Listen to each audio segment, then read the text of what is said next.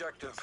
Absolutely. I mean, you can't drunk drive to begin with. There's a difference between Hostile sentry turret active. 09 and being drunk blowing like a 5 or whatever. It's like, you know, And somebody that blew a .15 at 4 a.m. yeah, exactly. You know? Enemy RCXD detected. By both of us. People that were friends. Oh, lightweight. Yeah, like After I believe 4 a.m. that was something I did not expect. So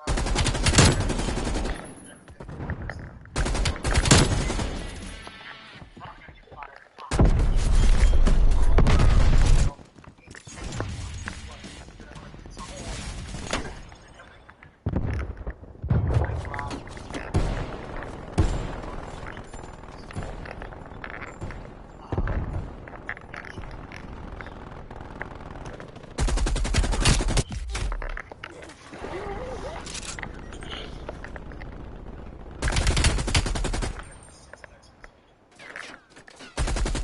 Enemy sentry turret detected in your AO. Bomb online. Enemy sniper working.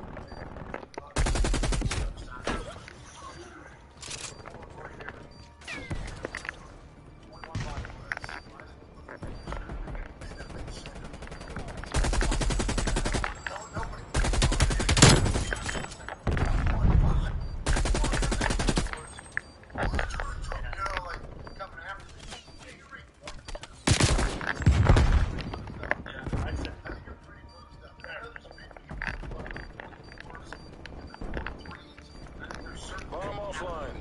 Yeah, that's like on the bird output point. Not, you know, the point is like yeah, yeah, nice, nice.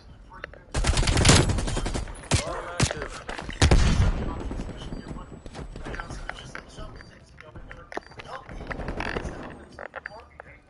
Yeah, sure.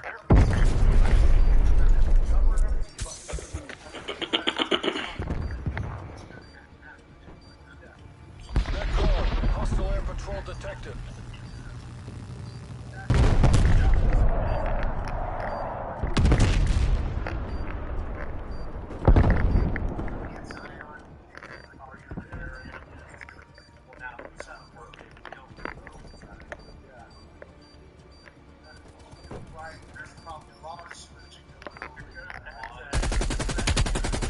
Charges diffused. MTC is running down. Hostile sentry turret active.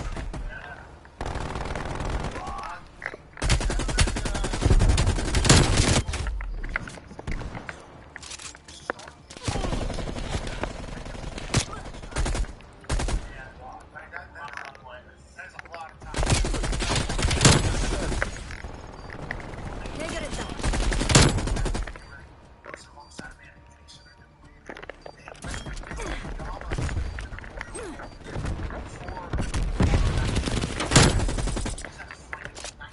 Crossbow.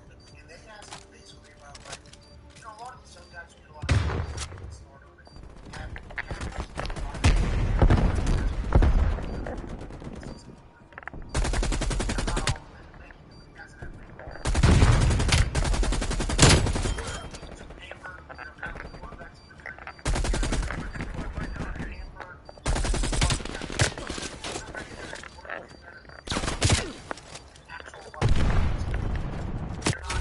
Players are really talented, physically or technically, you know, really, really talented. But their mind isn't like as good as their body is. You know what I'm saying?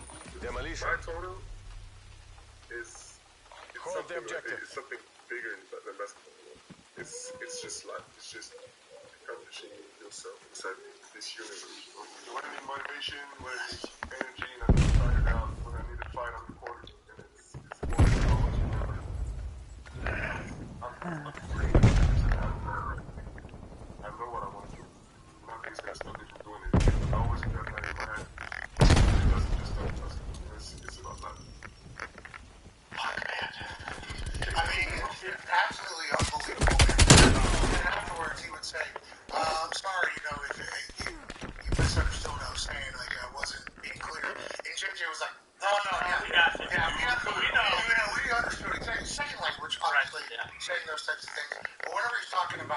atrás de un in cojo. this universe, I am free to do whatever I want to Ahí do. vi la... It's like, yo, this guy's a deep thinker, is 19, doesn't seem like a guy, now, might be completely wrong, doesn't seem a guy that's, because I guess the last 10 number one overall has not been great. Like, here's a guy that could potentially be the guy, and I don't think mentally he's going to fuck up at all, I don't think. No, he's well grounded to me right there in this universe, but you can tell he's been the guy for a long time, like a real long time. I'm excited to see what he can do. Like we was talking earlier, Tom, everybody that's 7'4" that won the league have been superstars and pretty much panned it out pretty good. Yeah, and if you see a bouncer at 7'4", you got to question the work. Yeah, oh, he must have. Has more. Yeah, something happened. You put both your knees out and all your ankles, what happened? No? So, He's been walked up. they're dead. I'll buy you a beer when I get in there. And I understand you'll probably beat me, but you think I got leverage on you? But I'll say you might not be in it for the long haul. You're 7'3", you should be in the NBA soon. I can appreciate that you're checking for fake IDs right now. When I be seeing themselves with big guys, the first thing I do is see, are they walking quite that tell us a lot. Injuries, did they get injuries right there? Are they athletes? Yeah, there's a lot of things you can kind of read. Because if one of those security guys who's 7'3" outside of a bar, who looks so good in that black polo, you know what I mean? Completely tucked in, belt on, boots too. You know, like he's got boots on. And Show those he's checking that whole imperialists, this thing. was no fluke. How do you not ask him when he can't tell you? How do you? I did 10-minute conversations that eventually. What if it's because I was so flustered? The one guy was Switching 7 rally foot like points. 5. Now, he was in cowboy boots, and you start doing the math. Those things get you. I was so disappointed. I was like having a conversation with this guy. Like, bro, if I was... I mean, all you gotta do is just get up and down the court. That was back in the day whenever they didn't expect, like, Wemby can pull up, shake. Joker can do the same thing. Kevin Durant 7 foot doing... Back in the day, it was just like lumber down, hands straight up, get a rebound, pass that thing, lumber back down the other side, and then they're gonna pull you out. They're gonna pull you out, get a break, go back in, do the same damn thing. That's your role. Now, Shaq was vastly different. They're centers that were very different. I get it. But it wasn't like it is now skill-wise. It's so disappointing as a big fucker. He's 7'4", can shake, can shoot, had that mindset. And they said, whenever he was talking about working for like exercises because the big thing with these guys, like Jet Holmgren we just saw last year, he's a 7-footer. They get these injuries in their feet, their knees. They actually, the doctors can't tell them how long they're going to be out because their ligaments are, never really seen by most doctors. So he's been doing these exercises to make sure his lower body, and he's not going to get those, little tiny injuries. And he's doing the best thing possible. In the NFL, we talked about, sure, this guy could be good. This is a good situation. Trevor Lawrence, rookie or third. Wemby's going to play with Greg Popovich, one of the best coaches of all time, if not the best coach of all time. And pretty good center there. Yeah, exactly. He's working with Duncan and Parker and Ginobili. Like it's already been all set. They're going to help play it. It's going to be sweet. Yeah. He's the top. Well, picture up with JJ's standing next to JJ's 6'4". Remember, this is the whole, in the NBA, you only see him on TV against other, next to real tall people. Look at that fucking guy. Crazy. Shout out to Jason. I think he's the other one. Looking like rap, but actually being Nick. He just got, the guy's got no shot. Yeah, seriously. Ridiculous. That's a shy. On you. Cool guy. I know you got that long finger. Yeah. You got that long reach, but I don't know if you're going to get it. What do you do, 7'4" guy? No, because if he reaches his arms up, that means he's 10 feet. At least. You don't even play the ball. Grab it. Female operator down. No more. Yeah. You're catching the big 7'4", baby. Yep. Hey, come over here. Or something. Would you try to jam him? I guess you would have to jam him. That was It depends on what. I mean, he's not good. If it's like, that guy's like 6'4". if it's in the red zone, I definitely wouldn't try that. Well, it's possible. It's 100% of the time a touchdown to Wemby. So that's why you need to start telling about these security guys that are 7 foot tall. Not only do you not have to go put the ball in the bucket anymore. No. Just go stand somewhere and have somebody just accidentally throw stuff at you and catch it.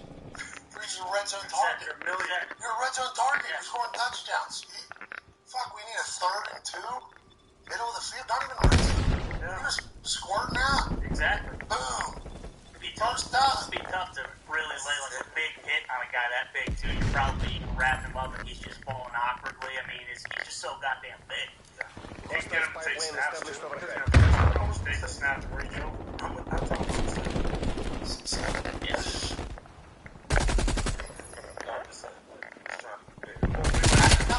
What is it, 9 inches? 9? Another fucking foot! Yeah. On Mercedes, Lewis? Bomb is armed. 6'6". When we went through that list, Chief's height 6'8" was the tallest range. It was pretty few and far between when we went through it. Now, if they open up more rosters, Spencer's Yep. Now, the basketball tight end University has started in Nashville, Tennessee. Congrats to Chico. And Olsen. And Kelsey, who won the first ever Tight End of the Year award from Tight End University. Olsen told us to do better for Kelsey on the show. I don't know if it was already out that Kelsey had won it. He gave a speech and basically just thanked football for this. That's about everybody else running around. Kelsey is killing life right now. Dominating life. And this weekend, they are down at Tight End University. I believe it's Vanderbilt in Nashville. I'm sure it's going to be a blast. And also, wait, Nashville this weekend. Yeah.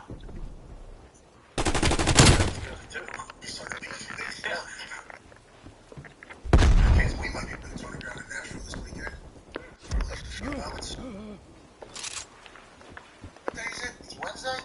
Wednesday. They're going to be out of there by the weekend, right? That's a long time. I don't know if they're... That is a long time. That would be a long time in university. Yeah. It was Wednesday through Sunday, so maybe it's the next few days. Time is Last running year I out. thought it was Fight Friday harder. and stuff, but also they might move stuff because the Award show. 20th to the 27th. Yeah. They're out of there. All right, so we'll be in Nashville after the tight ends. Got there again. I do love this though. Tight End University. It's on. And then you got offensive line masterminds happening. I believe there's some wide receiver groups that all still work out together. Do the DBs do anything? What do the DBs do? We don't normally meet up. Not when I was like, it was cool with other groups, but there's no way that I was going to Remember this defeat. Pittsburgh guys to Let fuck it with inspire them. our Yeah, next it's defeat. different mindset. It's a whole different mindset now as far as together, working together. But like when we came up, worked out there. Yeah, it was very weird. When I would want to work out with nobody, and not granted, I punt balls and kick balls, but I didn't want to be around anybody. And I was starting to get this cool team where there was like other guys that were good, Switching sides. and I started seeing the benefit of like watching other people that are good at what they do and like working alongside them, because you can pick some things up whenever you're watching somebody do like a bunch of reps. That's how Thomas Morstead.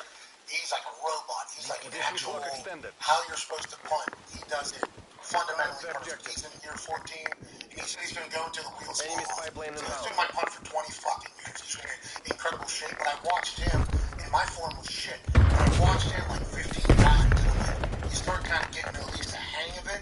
So I understood why people would work out together, but it didn't feel like any other positions were doing it.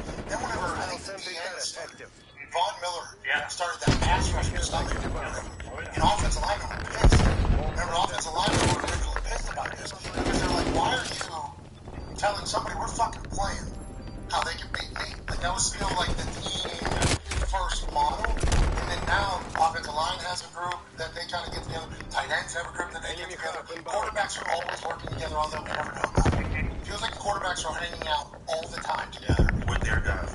With their quarterback. Well, and sometimes the agent, like we saw all Tom and Peyton used to have it. I mean, that's... And we never heard about it. You know what I mean? So I would assume the quarterbacks are potentially meeting, but maybe they're the only group that isn't doing that. But nowadays, it's like Tom and practice, go work out with the friends, let's kind of share secrets, and all the people on your team are just figuring, why are you helping somebody from that team out better? It's like, well, you're also helping me get better. Better version of me is better for the team. Like, there's so many different angles that you can combat it. I'm happy we're at the point where we're saying all together. There's multiple everything about it. How much of an impact do you think, like, they talk about the tight ends at least, like, talking business, and, like, you know, the fact that their position is kind of ostracized. You have guys like Kelsey and Kittle who have kind of broken the glass ceiling, and they're getting the big contracts, but it's like, hey, all these other guys, like, we kind of need you to continue to be getting paid, and, like, kind of sharing game in terms of that, not just on the field stuff, but, like, really focusing on, you know, like, the financials of it, and that impact Olsen said, dang, it's almost fucked us. Yeah. That was awesome. Speaking of awesome, Slam Ball is coming back to ESPN July 21st. 21st? Yeah. Gonna be sweet. Is that what it is? I believe they made it. Days, messy. Breaking Slam Ball has struck a 2-year media rights deal with ESPN. The agreement, July 21st, will provide unprecedented national reach for upstart property returning after more than 20 years, which used to be on Spike TV, I think. Yep. Play begins July 21st. As somebody that was 16 when this thing was happening, I was the demographic. Okay? I had somebody down the street that had a trampoline. We trampoline wrestled. We flew around on trampolines. We would drag trampolines next to other people's above ground pools, and we would fucking fly on said trampolines into pools, doing completely dangerous and absurd shit. Like that was, trampolines are a wild thing just in themselves. Then they created this game where they put the fucking trampolines in the basketball court, seemingly. And guys would have to wear pads. Yeah. And all of a sudden you have to dribble, kind of. And then they're taking off. And while they're jumping on a trampoline, anybody's ever been on a trampoline, if somebody jumps right before you, off balance, you're either going to get it a dud or a fucking slingshot. They used to double bounce people. People would be hitting their faces off the top of the backboard because they jumped too high. People getting speared out of midair. Yeah. I mean, you're talking about full speed collisions, adding in a launching pad to create one of the greatest sports of all time. Demolition. And then just disappeared. Yep. When we saw the rumblings that Slam Ball was coming back on YouTube, boy, did we get fucking excited. You youngs have no idea what you're about to see. And I hope this generation of Slam Ballers have the same exact gut sack that these boys had. We're talking about attacking the rim with reckless abandon, knowing that you could break your neck, leg, and arm at the same time. Your body could Tom Segura every single time you take off from the trampoline, and these guys used to do it and get paid nothing. Now that it's back, it's on ESPN. I think people are going to like it. I think we got a good sport coming for us, and I am excited that they are part of the ESPN channel. Oh, yeah. This is a good play. It's jacked up. This is a good play. Yeah. And basketball has gotten so much better. You don't think that these slam ballers are going to be better too? I assume they're going to add a lot more facets to the game, maybe even more trampolines. No, I think shooting will be an aspect of it. Oh, okay. Definitely. I think people will shoot more than they used to, because back in the day, now granted, you had some people that had jumpers 20 years ago. You had people that could shoot, and they would be weaponized. But it wasn't like today where everybody has to be able to have a jumper to kind of get into it. These guys could shoot the hoops from the other side. We're going to do. I can't wait for the first video that comes out. And the ESPN is going to have to sit on this. They're going to get questioned. When there is a massive... Yeah. And there will be. And there will be. Got the fingers too. And that thing's going to go Oh, yeah. everywhere. And they're going to say, should we be doing this for? And I think all of us watches it. And if they don't, they are nuts. Because... Joining us now is a man who might be actually on the call. This year will be his 21st NBA draft that he will be covering. Obviously, he's on College Game Day during college basketball season. He's an absolute stallion at it, Duke, and a lawyer who quotes cheesy. Ladies and gentlemen, Jay Mills. Jay, how are you? I am doing great, gentlemen. This is my first appearance on the show, and I'm sorry I didn't wear it. Time's against us. Bring this feel home. naked. No. Well, Charges set. if you were naked, you'd be closer to a tank top than what you are now, which is very handsome. You look amazing. I'm a tank top person, you know, because I got pretty good arms, so you go ahead and wear this thing to cover it up, make people think you're in shape. You, handsome man, looking good. You can wear whatever the hell you please coming on here. We appreciate you taking the time. Before we dive into your 21st NBA draft, shout out, hey, you're long time, but 21 years, long time. Yeah. Oh, yeah. We'll get into that. Slam Ball coming back to ESPN. Do you remember the Slam Ball days, what it was? And is that a sport that you knew about, played, or had interest in 20 years ago when it was introduced? No, I did not. I did not play slam ball, watch slam ball, just like I am not interested in pickleball right now. Because that is injury. Pickleball is an injury waiting to happen for a guy of my age group. Well, it is something whenever people, because the first couple is good. Yeah. It is like the classic, like, come on. And then you get some unathletic, maybe a little bit overweight whites. They start getting a little bit too comfortable. They're back in their high school days. They start feeling it. And then you go for a thunderball a little bit low, and then boom, your knee gets out. And I believe that's happening in a rapid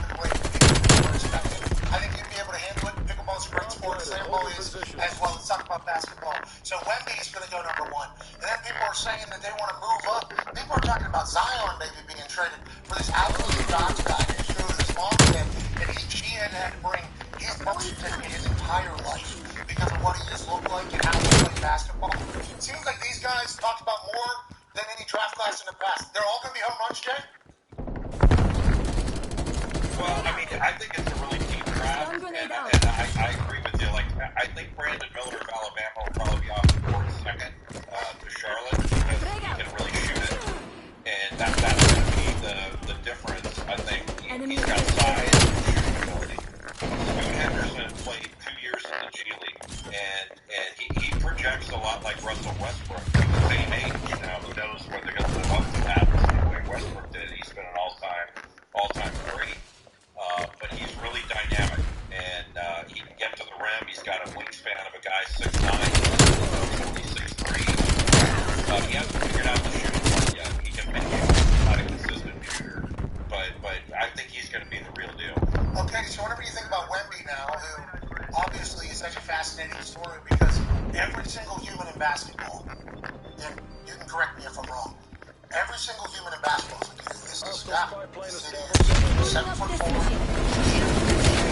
Seemingly, after the Old Man of the Three podcast, we're here to talk about being free in this universe. When things get hard, I know that I can do and will do whatever I want to do. Seems to be super grounded. Has the entire game working out his muscles. Has all guys that we've got in years. He's been preparing for this for years. He's just the perfect prospect. People are talking about like since LeBron got drafted. This is the guy that everybody's, this is the next one. Is that how you see it? And is there anything that could potentially happen that doesn't make it a perennial NBA All-Star? Yeah, he's the best, Pat, that I've seen since LeBron, the best prospect. And I don't want to say it's not close, but I've never seen anything like him on a basketball floor. The only thing I could relate him to would be, I played against Ralph Sampson in college when he was the National Player of the Year in Virginia. He was the #1 overall pick in 1983. And Sampson was 7'4", and if he were born 19 years ago, he may be just like Wembanyama, but he wasn't. He was raised in an era where big guys on this end, guards on this end, and you do, you play with your back to the basket, and you weren't allowed to handle the ball. Wembanyama is a 6'2" guard in a 7'4" guy's body, and his impact on the defensive end is profound. He's a big-time shot blocker, and it's not just around the paint. He played in the same division in France as Rudy Gobert did, and the number of games were different. I think Gobert played 27 games in that division, and Wembanyama played 34. But in those 34 games, Wembanyama blocked over 50 more shots than Gobert did. And he can do a job on the guard on the perimeter in a big roll and block the shot from the three-point line. He can get like 6 feet of space, he take away the drive, and still recover on a step back and block the shot, and certainly influence the shot. The only thing, to your question, the only thing that can derail Wembanyama in my view is injury. But he's shown no injury history, and you mentioned it, he's been raised to be a superstar, so he's doing injury prevention stuff that's sort of next level for his age and stage of the game. You need to say can't miss with anything, but you certainly feel that way. He's the real deal, and I think he's going to prove it. Well, congrats to the NBA getting that guy. Every league's kind of looking for that. And Andrew Luck was kind of what everybody's saying. Andrew Luck is going to be the guy. First year goes to the AFC Championship, obviously. Continues to go to the Pro Bowl. He retires 9 days before the season. We haven't seen him again. So hopefully, Wemby's, because he was the last can't miss, right? Andrew? Yeah, basically. And I guess Trevor Lawrence would be Burrow. Burrow, maybe, right? Maybe. Is it You were can't miss too. I frankly was saying best since Ray Guy. Oh yeah, people were saying I was can't make in the kicking department, and then who knows if he can figure it out. But that whole can't miss prospecting is tough, and it feels like mentally he hasn't figured it out. The only thing that I wonder about is the cash. That Michael Malone on the show. He's got tattoos. He's our show with Braun on our show. We basically are part of the Dutch organization now. So I know basketball, but as a casual watcher up until a couple months ago, far Joker runs into a Wemby, Joker's going to try to go right through his chest, right? That's probably what a lot of people are going to try to do to him because he's a little bit thinner, or is that just a stupid basketball take like old buddy said about that one? Spoelstra said. He's actually an amateur in basketball. Is that an amateur thought by me to think about that? No, that's the real thing. But he's got the quickness and length to be able to stay off of someone's body and still.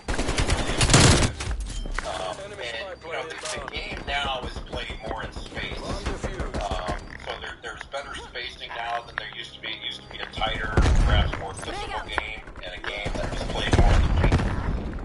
Now it's played more of a spread game. So I think that helps Wembanyama.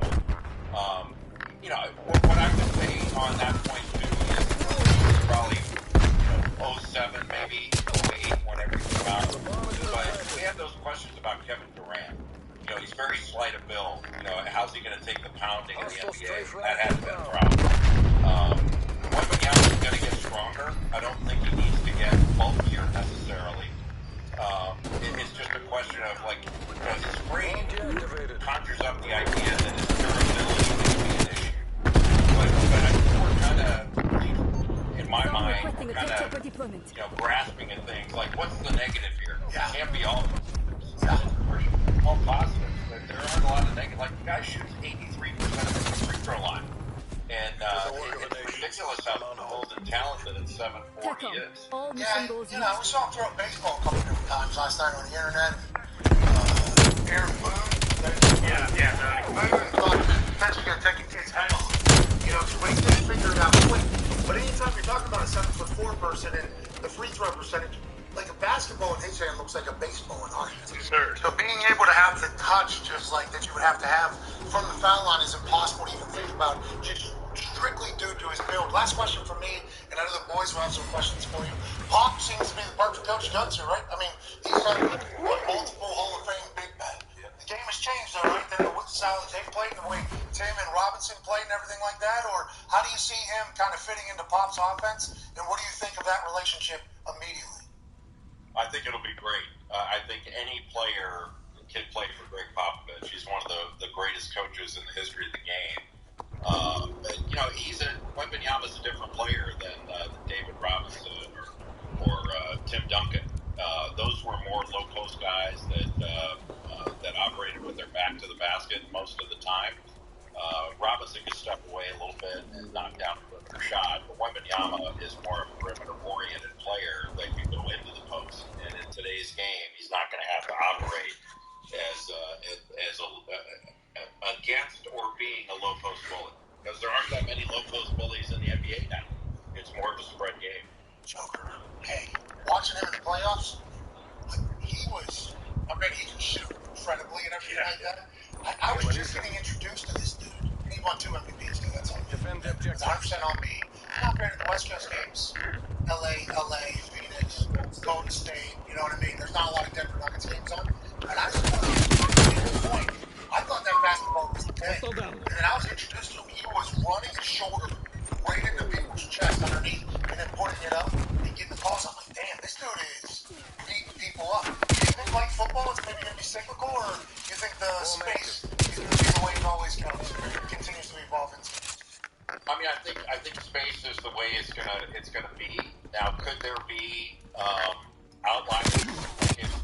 If Shaq came into the NBA now, you would build an offense around him, and other teams would have to react with personnel to be able to deal with him.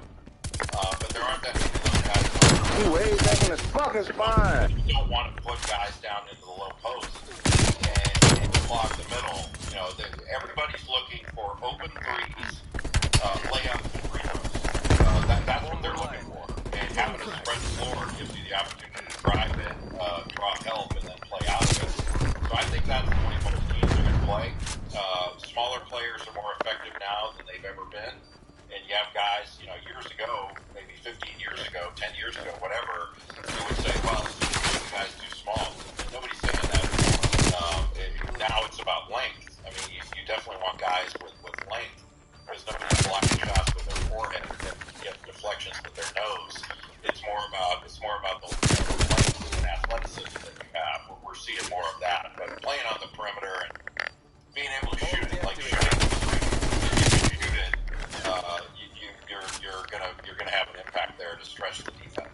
to say Steph Curry probably massive this entire thing. He changed, or at least spotlighted a part of the game that more people are trying to emulate because a larger portion of society. Proximity now. Like you said, 6'2", you know, real life 6'2", you're fucking looking down at a lot of human beings. NBA though, you are neck broken looking up. We went through the Clippers Suns play on stage. You forget when you don't go to one of these Positions. fucking avatars, dude. It is so large, lumbering so far back and forth. It's phenomenal sports, phenomenal league. Ty's question for you. Yeah, Jay, speaking of Jokic, during this year, we saw a lot of the clips of him getting drafted in the second round during the Taco Bell commercial. What is it about, like, 'cause I feel like the narrative is that outside of the lottery, you know, it's kind of a crapshoot whether or not the guys are going to make blossom into stars or even be, like, a good role player on teams. How unique is it for a guy to get picked in the second round and kind of blossom into a star in the league? Is there any chance that's going to happen this year? Oh, it does happen. You know, there aren't that many MVPs like Jokic. I think he went 41 in his draft year. And, you know, you could argue, well, that was a myth. But the dad bod guy, but very unorthodox. Some of the shots look like, what is he doing? And they go in. They all go. He's an extraordinary player, but there are always players that are taken in the second round that turn out to be way better than they were slotted.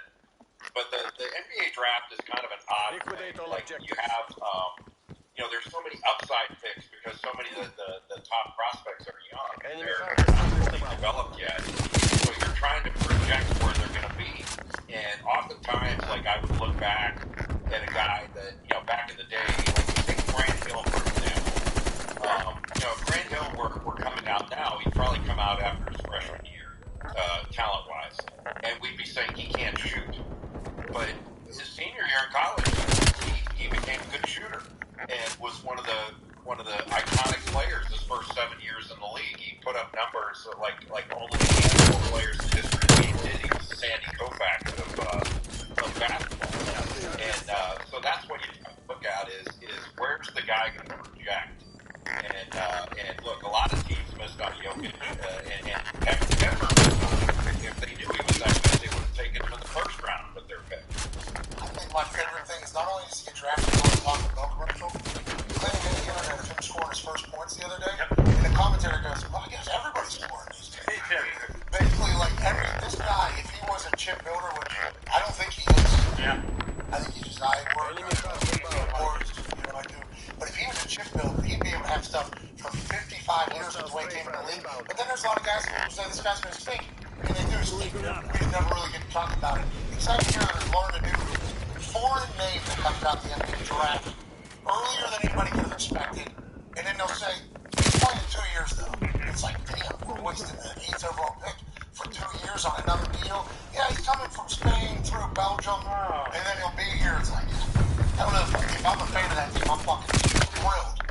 I don't know about that whole move, but that is always something I feel like it comes out of the conversation of that being a draft night. Last question here from Pac-Man, Jay.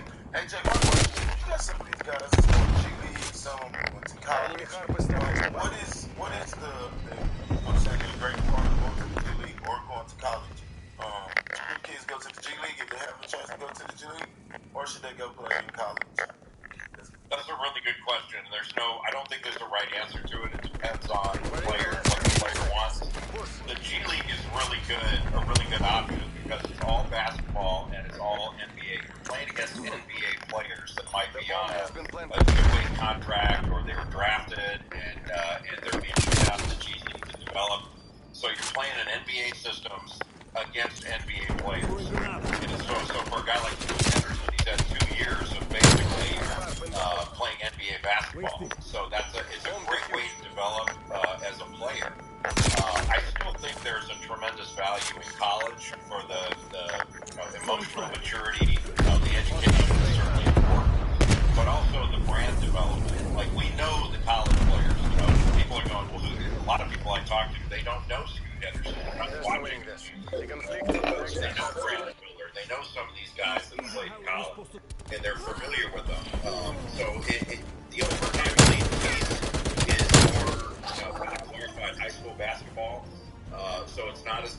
competition, but the fact that players have a number of outlets now, like you look at your football choice, but basketball has some other choices that are really good. It's just non-traditional, so old heads like me are it's different than I'm used to. But I wouldn't hesitate if college wasn't my bag. The G League is where I'd be. Yeah, it feels like in just everything you said, the G League, like Scoot, that's who's playing over there? Yep. 2 years he's been playing against NBA people? Yeah. NBA basketball style too? Yeah. I mean, that's if I'm picking that. No, obviously, give me a 7'4" guy. Of course. You can fucking shoot really good. Yes. But if I can't, give me the guy who's been playing against adults. But then this goes into your point about projections, though. Like, if you know how everything goes, the NBA draft is a fascinating thing. You've been coming in for 21 years also, killing it on game. Hey, love watching you on Saturdays during the college basketball season. You always look so damn cool. You look so damn cool all the time. I heard them niggas was looking for me. Yeah, I've heard stories about you often, and I've heard you are electrified. So we're a big fan of yours as well. If you crush it and you some fucking places, we're going to act as stars. Under the minutes. Ladies and gentlemen, ESPN legend, James Miller. I've been saying this all the time. Like, people tell me that's for like 2 years in the G League. Not a lot of people are watching, but he can play NBA basketball. And he picked up his team as ours. A lot of information there for us to digest. Let's do that while we're taking shout out to that. I learned a lot. Yeah. Taking the pros, or not the pros, on these pros over there. Luka, Luka won the championship. Also, the other Serbian. The other one. Not Joker. No, sorry. Lucas are your top. Yeah, Luka. Yeah. I think Joker, too, didn't he? Joker played professionally, in Serbia, Yeah. So those guys do. And I was seeing the videos of the flares going on. The whole crowd jumping. Objective. I stink. I threatened to kill me. Yeah, they have some of that hostile crowds in the playoffs. You ever been shot with a flare?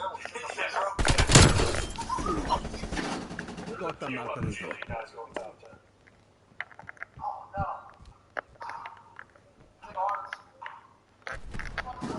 You got around it. The office, of course. Go.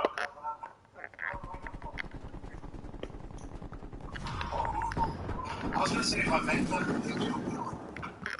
but I didn't say it, so. Damn, I didn't even get the. What's my guy? What's that dude?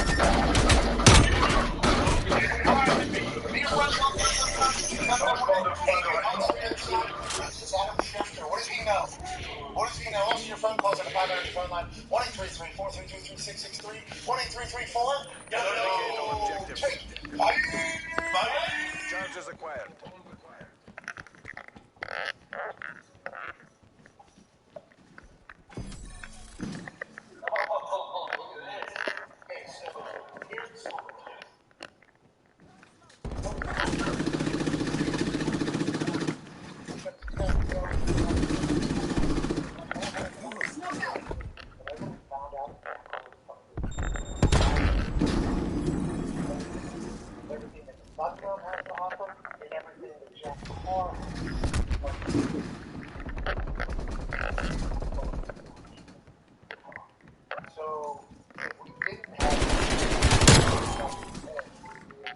Can confirm. We got the bomb. Eliminate their last operator. Entire world that they'd be okay with him getting shot right in the head in a matter of 3 minutes after being introduced to him. Home active. Find that guy. I'm a method actor, so. Throwing trophy.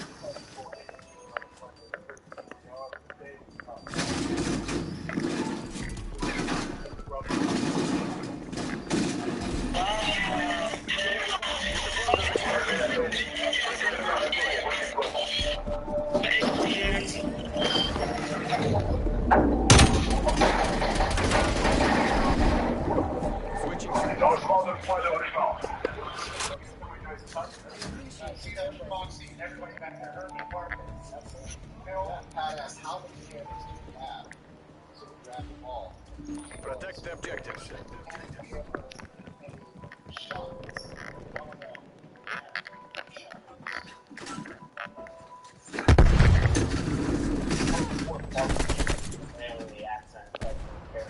They all in that little room. They all in there. In the little room. You look like fucking asshole. What are you talking about?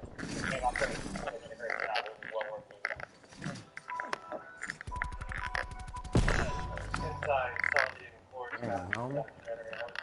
One right there on the corner. They running back to the back. Coming to the spawn.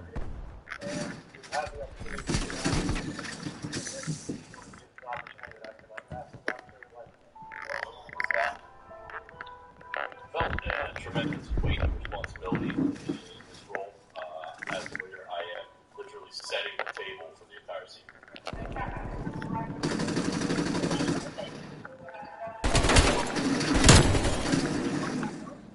Clean shot. Past 2 years of my life, I've spent a lot of time actually. Whenever I found out that I was going to be sighting in a rifle for, I mean, essentially my Bomb online. Bomb online. It's a great honor. I don't know. This thing's not sighting in, that's my only concern. Oh, goddammit. But then, you know, they were saying shoot a little. Eliminate their last operator. And then he stands like 10 feet away. Defuse the bomb. So whenever Bailey and Tim were telling me about, you know, maybe there's a little bit of whatever, I'm like, the guys in Navy SEAL fucking stuff. We had a 2-story house, and I could just.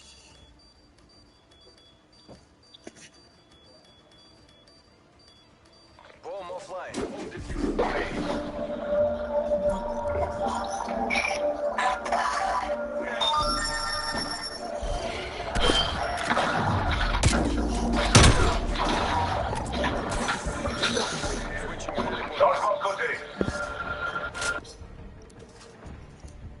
Thank you.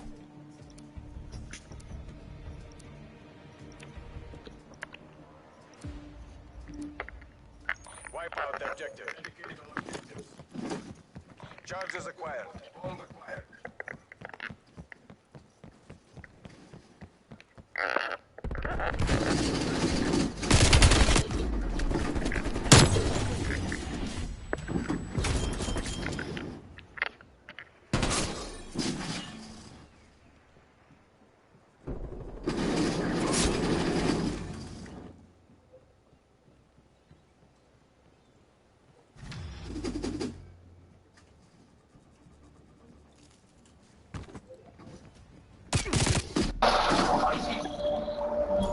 Ne soyez pas trop confiants. Vous devez répéter cette performance.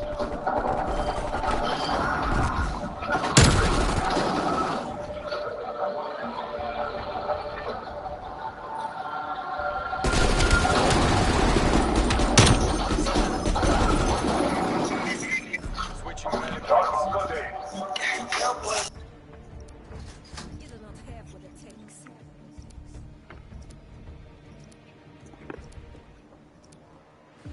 Guard the objective.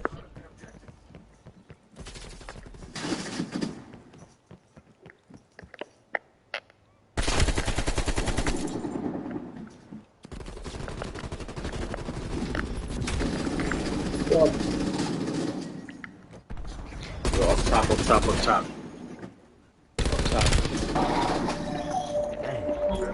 Beau travail, CIA. Continuez comme ça et on se prolonge.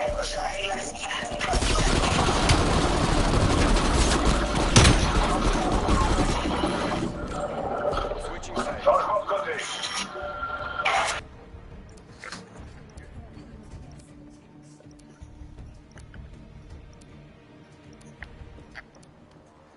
Neutralize the objectives. Hostile RCXD in your AO. Bomb acquired.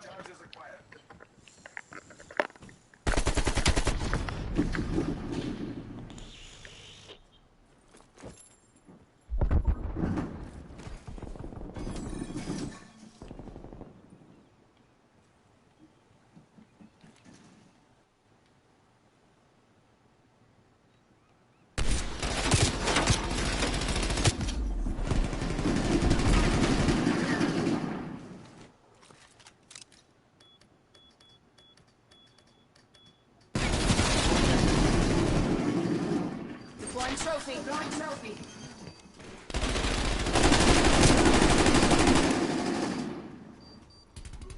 He's coming around. He's coming around. Eliminate their last operators. That's it. Get him. Bubbles, bro. No, don't reload, bro. Just get him. God damn. Fuck. He in there on the bomb. He on the bomb. Yo, he on the bomb. He on the bomb. He's on the bomb, bro. He's on the bomb. On the bomb. He's on the bomb, bro. Oh shit. He's on the bomb. Bro, he's.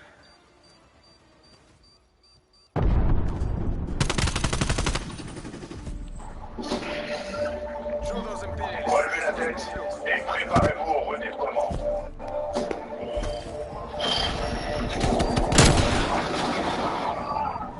Enemy destroyed. Menace éliminée.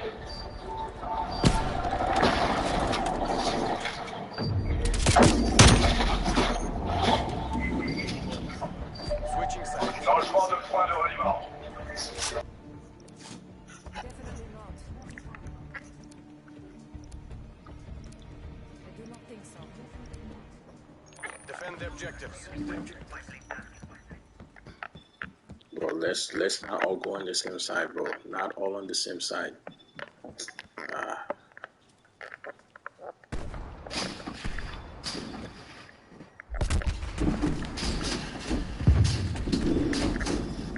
That damn sniper at the top, man. He just jumping and jumping. They at the top. One just went to the spawn. And they at the top up there. They all at the top. Alright, bro. I got you. Right now. What the fuck? Told you, bro. I'm going up top right now, bro. Oh, fuck.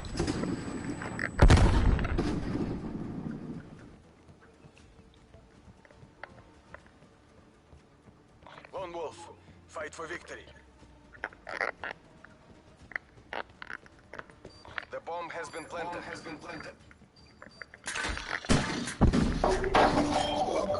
Remember this. Ne soyez pas trop confiants. Vous devez répéter ces performances.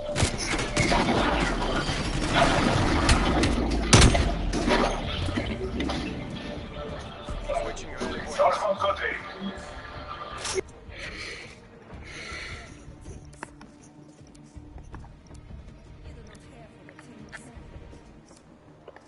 Wipe out the objective.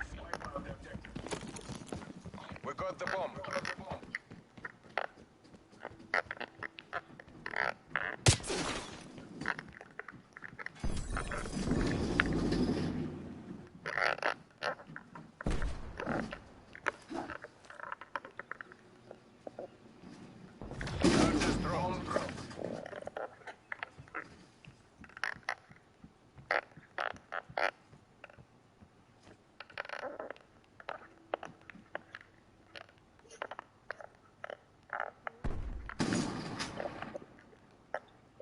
Yo, where are they, bro? Where are they? Somebody tell me where they are, bro.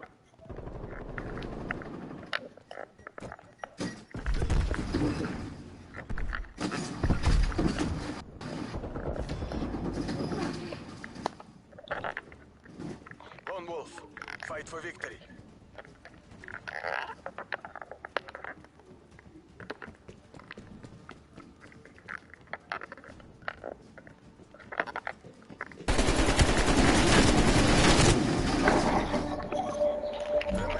Bon travail, les gars. Continuez comme ça et on pourra en fait.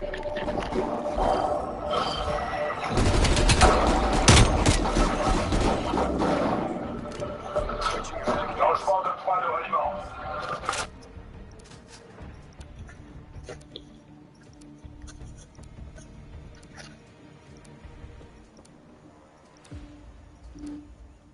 Protect the objectives.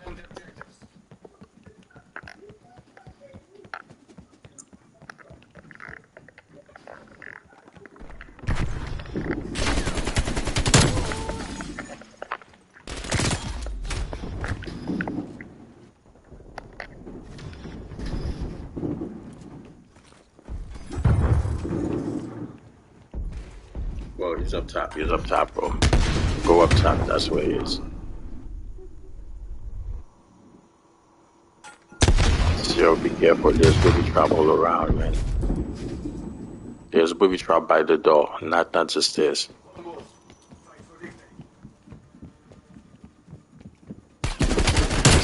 Yo, that's it, bro. Confirmed. That's okay. Bon travail, CIA. Continuez comme ça et on pourra rentrer.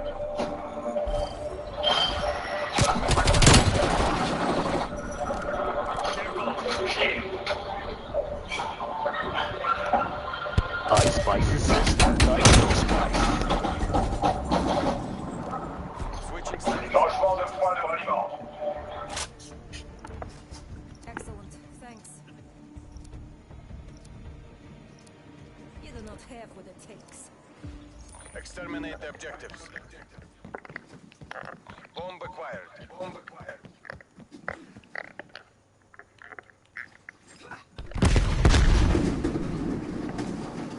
Throwing frag.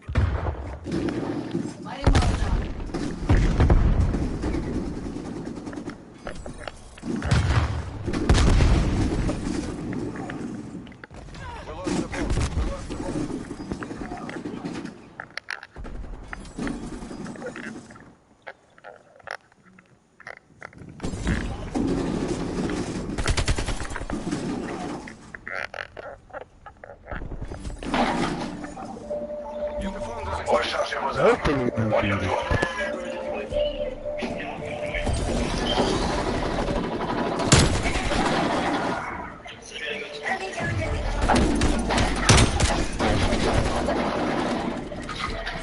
Changement de côté.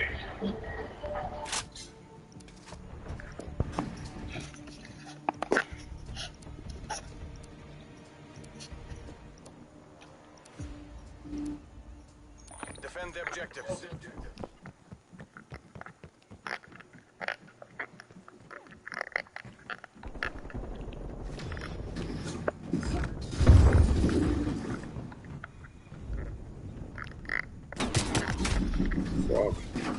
Don't, there's someone downstairs, bro. There's someone downstairs. Someone downstairs with machete. Yo, there's someone downstairs with a shotgun, bro.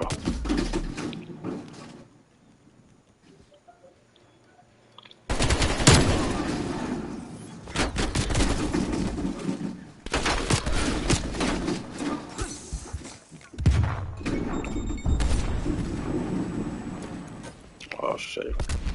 You guys should be behind you.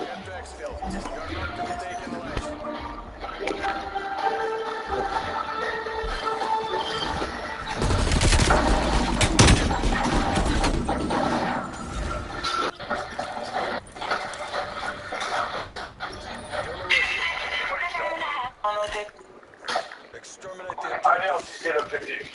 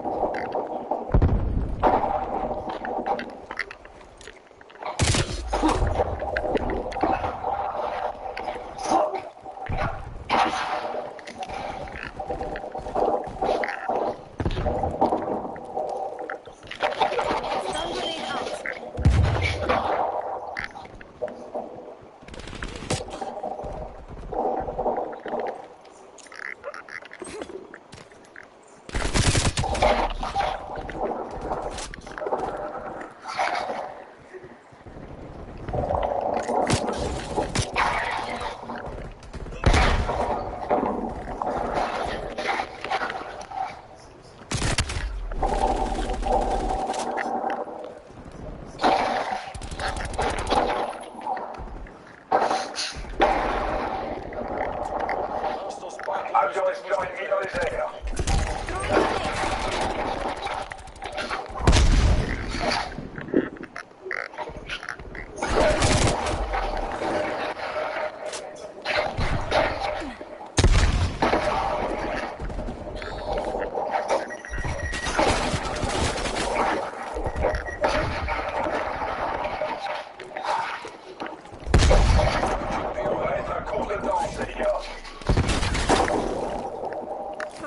Line down. Avion espion ennemi à l'approche.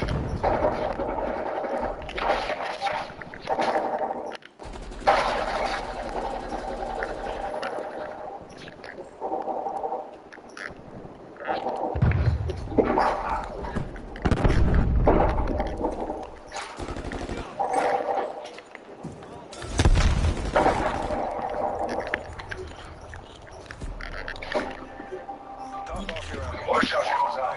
On y retourne.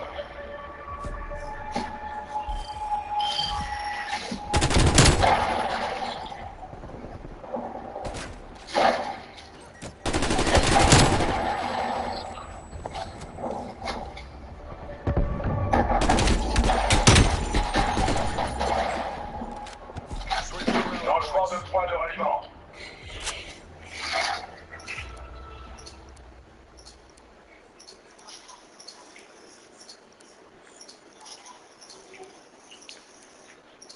Protect the objective. Protégez les objectifs. Enemy spotted. Avion espion ennemi à l'approche. Drone automatique ennemi détecté dans votre saison. EKIA. Bomb active. Charge en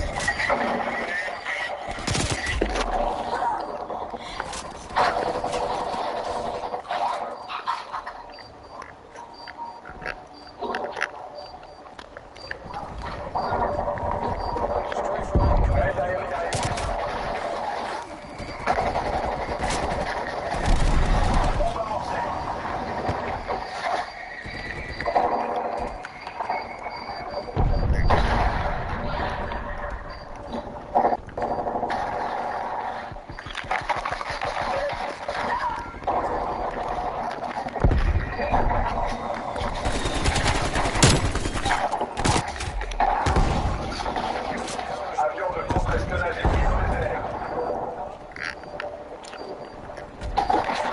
Avion espion ennemi à l'approche.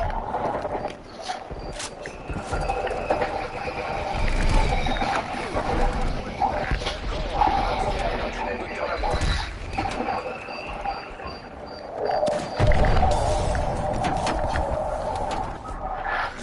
Lancez le protocole cardiaque.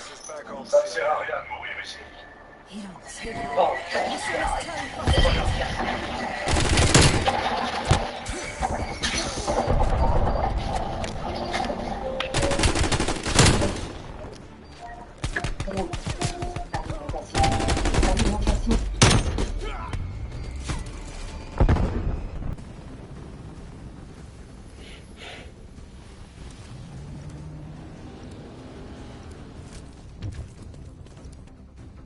Demolition.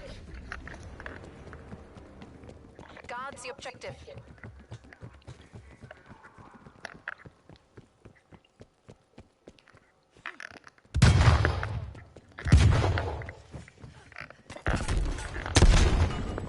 Watch out. Two hostiles removed.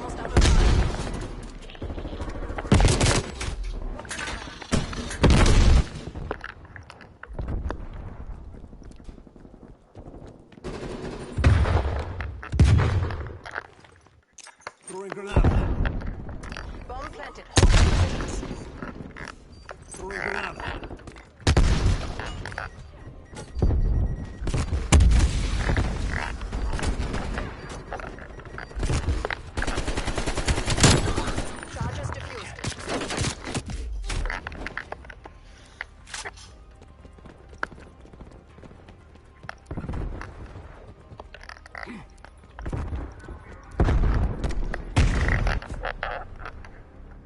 Well executed, HVA. Continue on mission.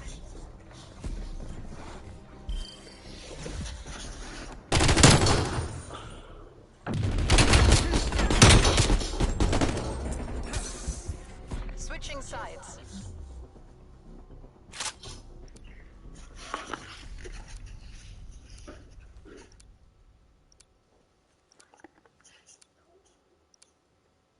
Eradicate all objectives.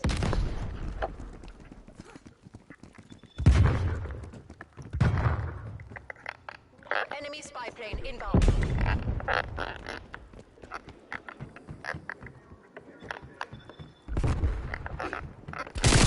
We are pulling ahead.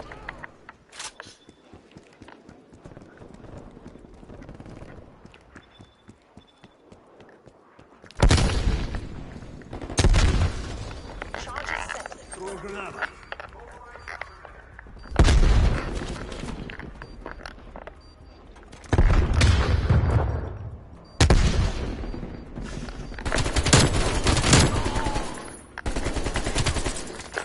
Throwing granada.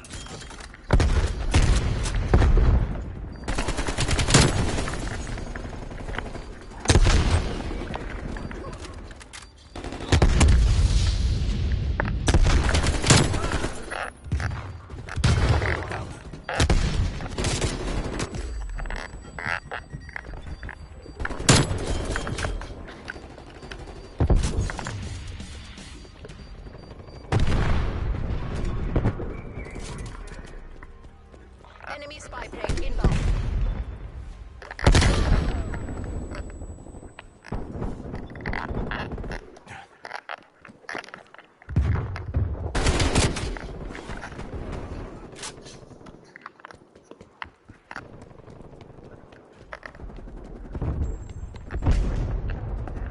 Hostile sentry turret active.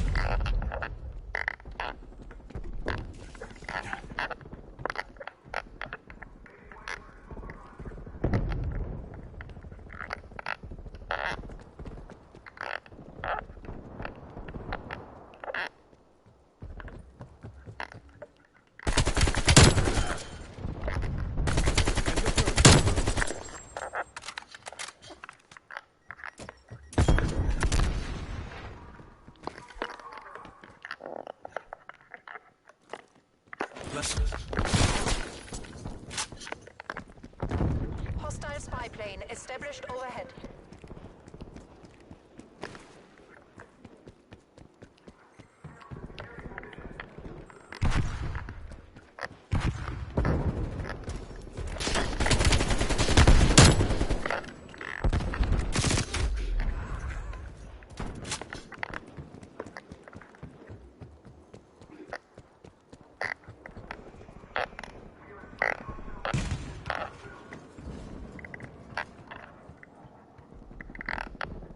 Your proximity mine was destroyed by hostile action.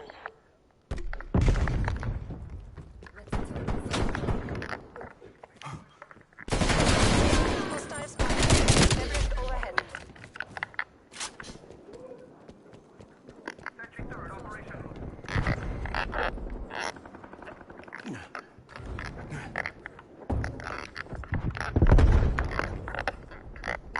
Bomb online.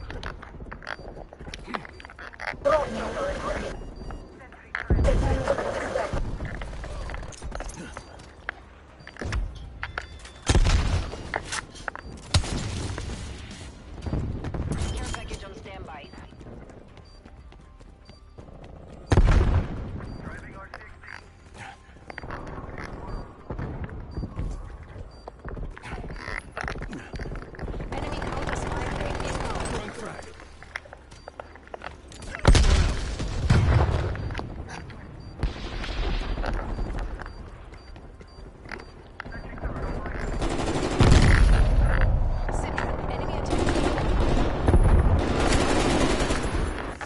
That's a win.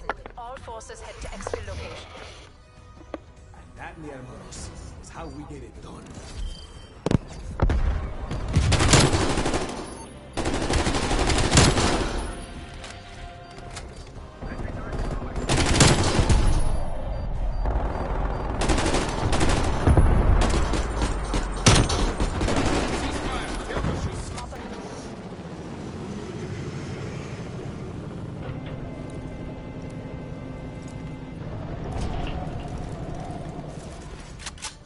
Demolition.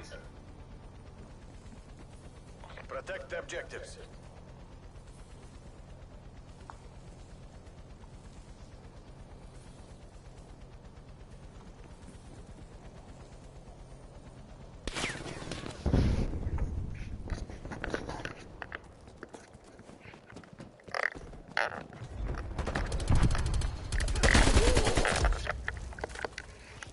Bomb planted. Hold your positions.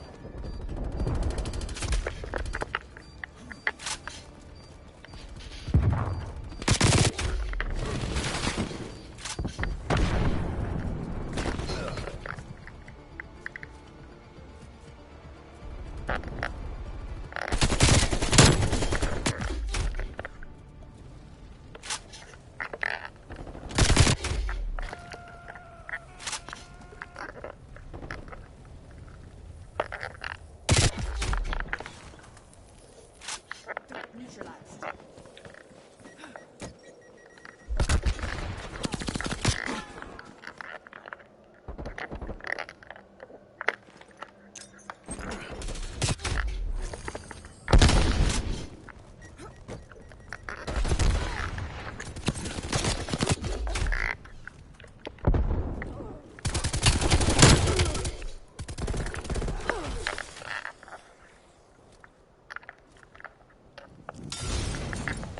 Hostiles have trophy capability.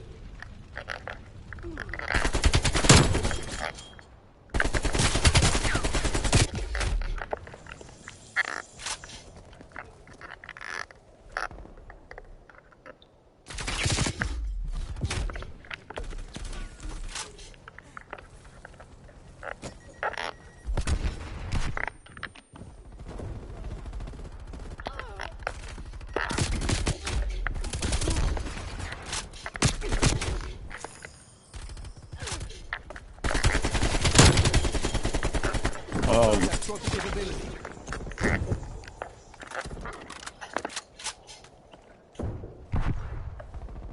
Trophy system neutralized.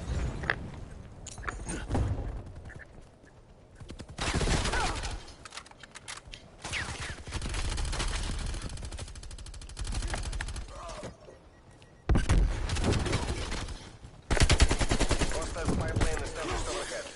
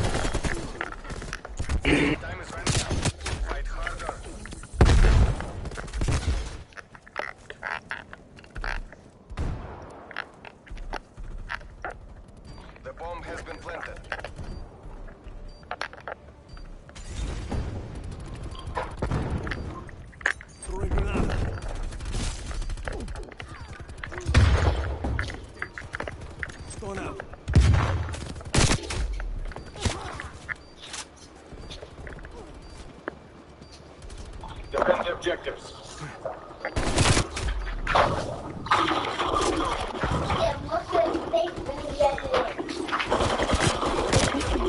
Mark this. Soon I find the bill.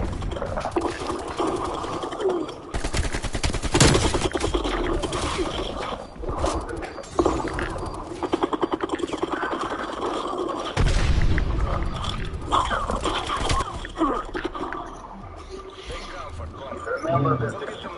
Let it inspire our next victim.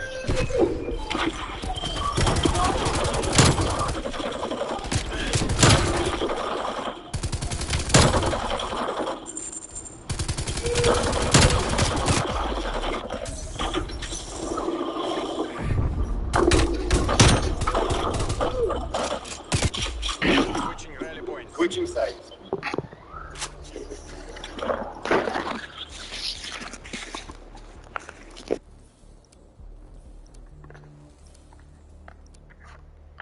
Eliminate the objective.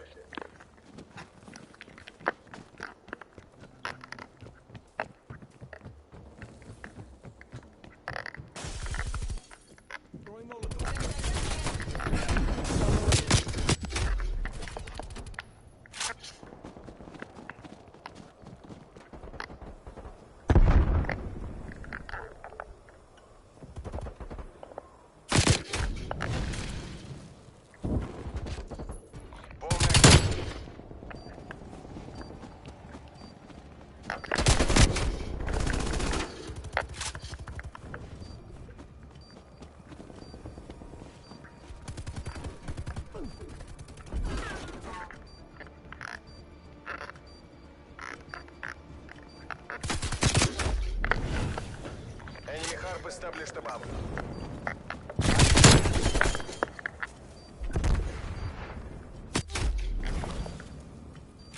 Strafe run incoming on your location.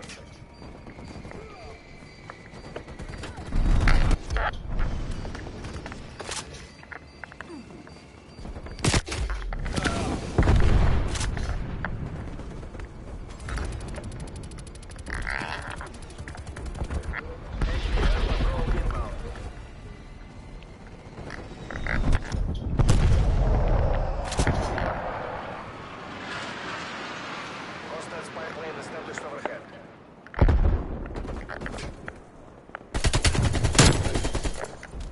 Enemy harp established above.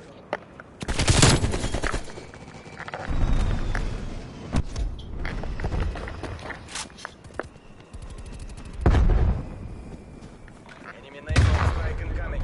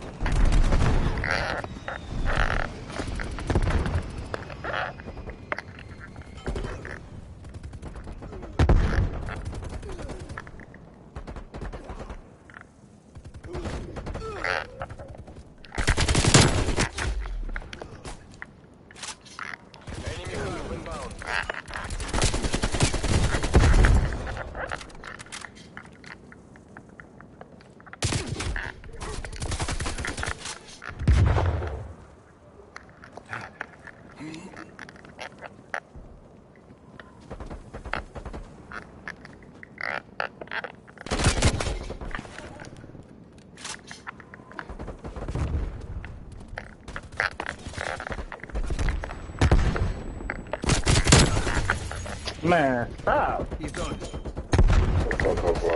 You just a camper, bro.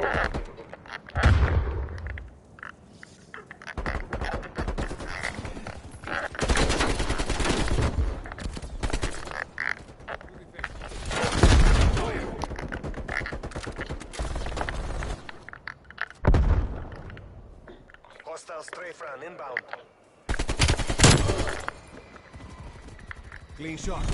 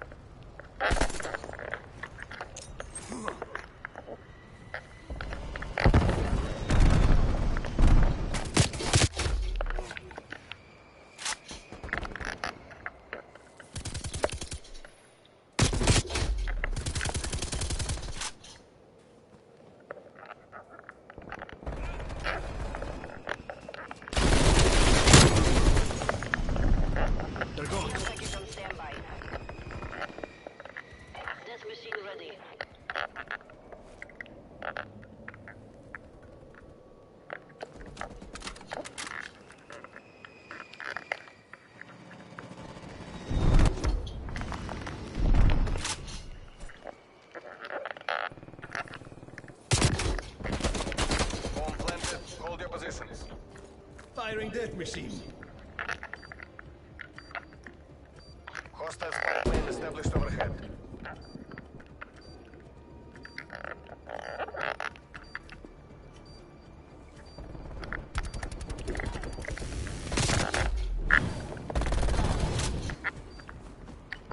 Firing death machine.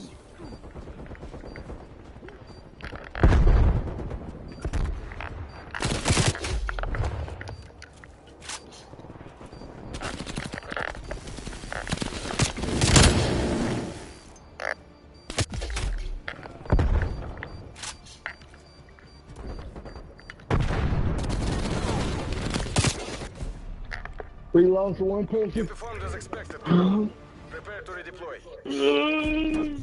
Reload one shit.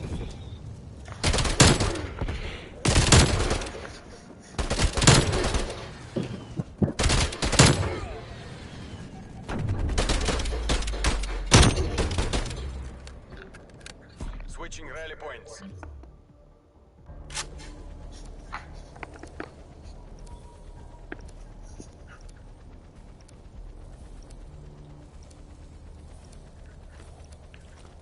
Extending mission time. Defend the objectives. Enemy harp established above.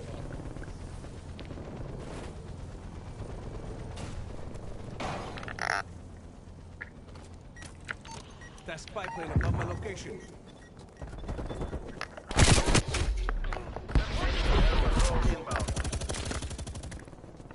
Spray frag incoming on your location.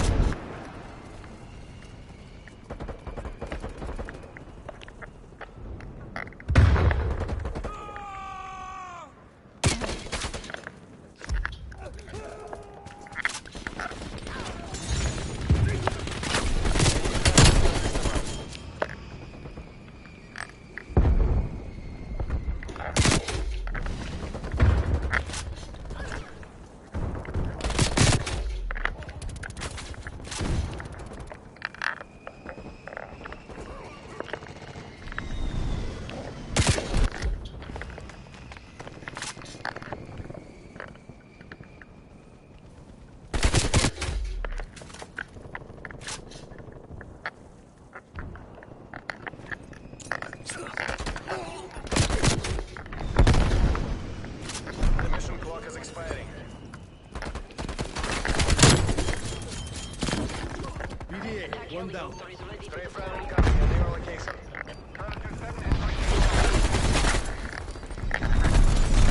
Enemy air patrol inbound. Almost to enemy action.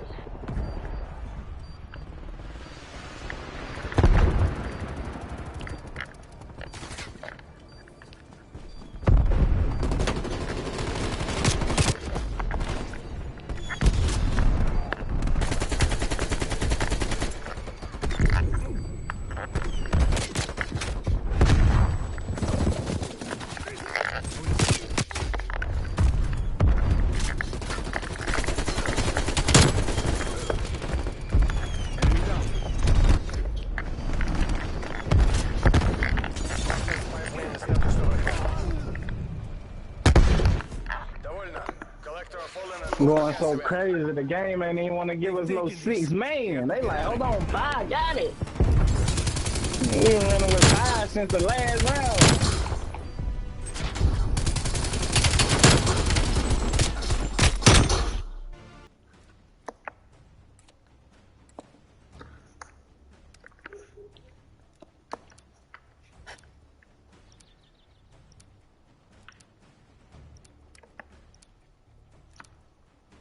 Demolition.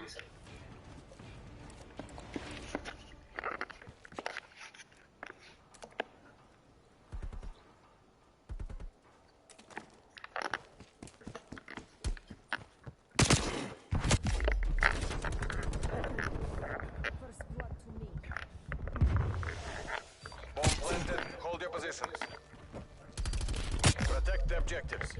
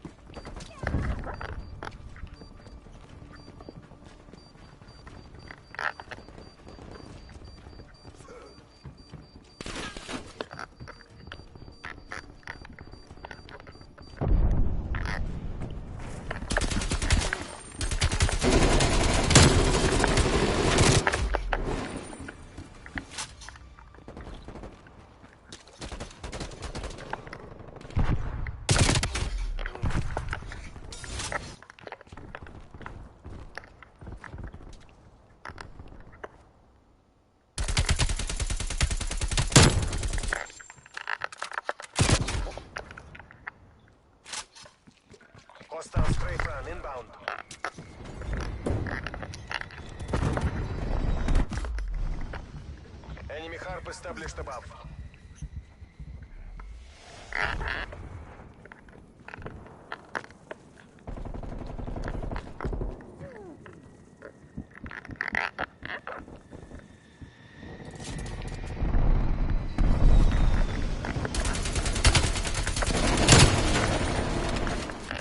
Target down.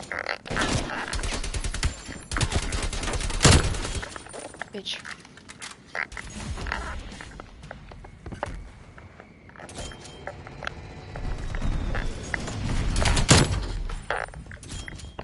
Threat neutralized. Established above.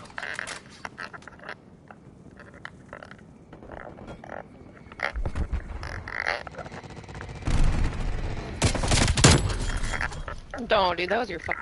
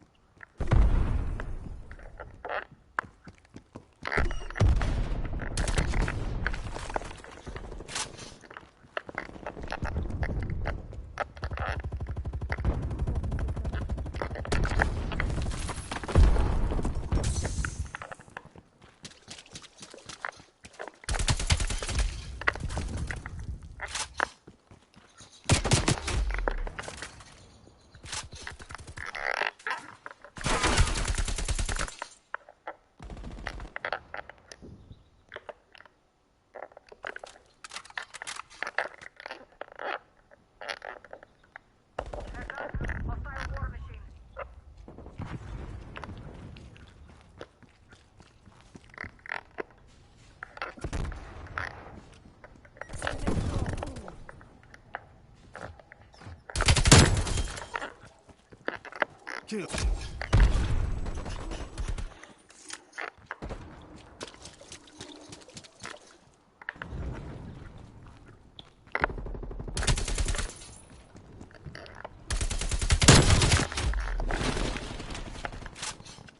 Enemy harp inbound. Ну давайте же, we're almost out of time.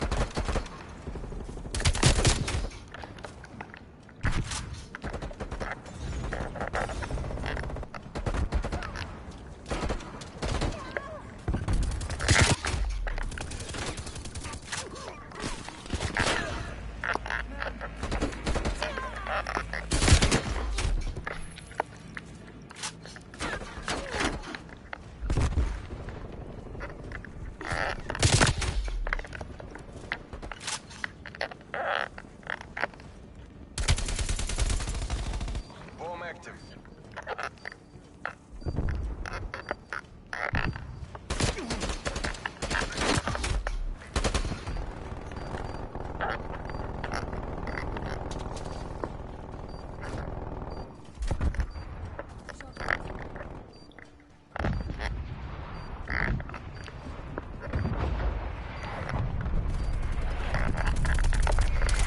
Bomb defused.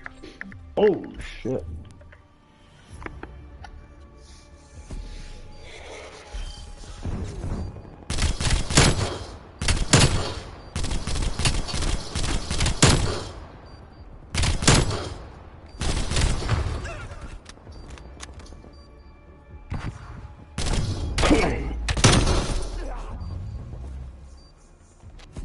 Switching sides.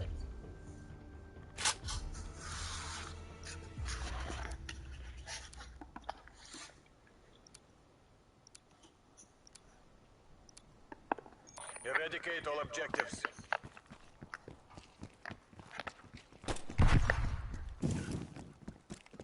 We've pulled ahead. Enemy hard inbound.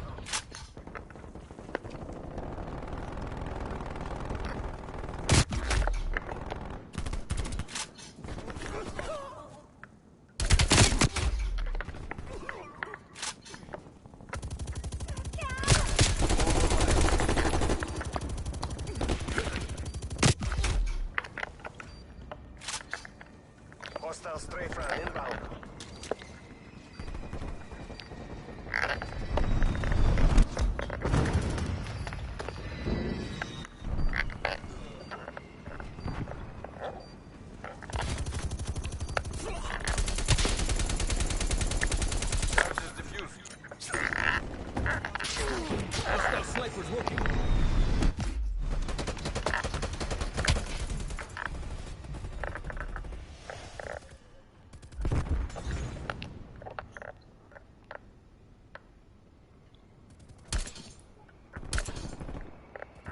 Charges set.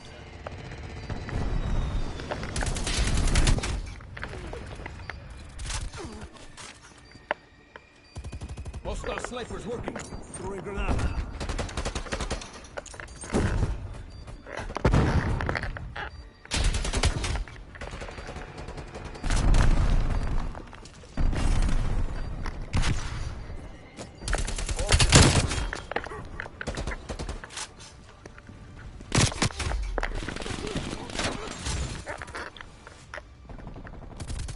Enemy harp established above. Hostile strafe run inbound.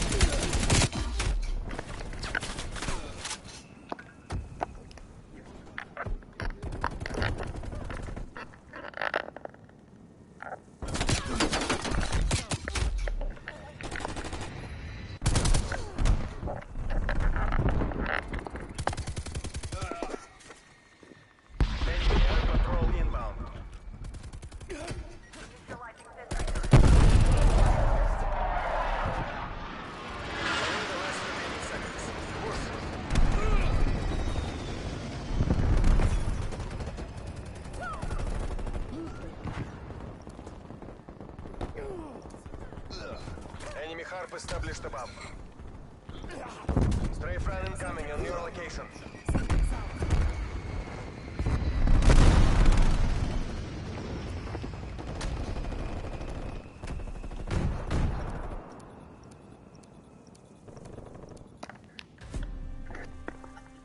Take comfort, comrade. We'll get them next time. Damn, I called my shit in like an idiot. I ain't even...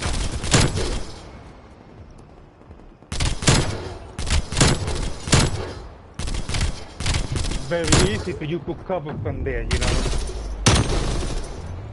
You fucking sucker. Shut your trash ass up, boy. You negative bitch.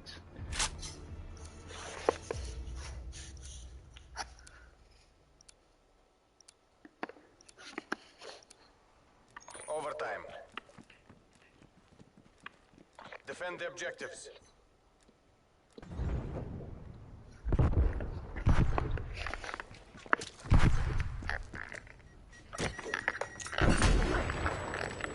Z-trap, napalm strike inbound.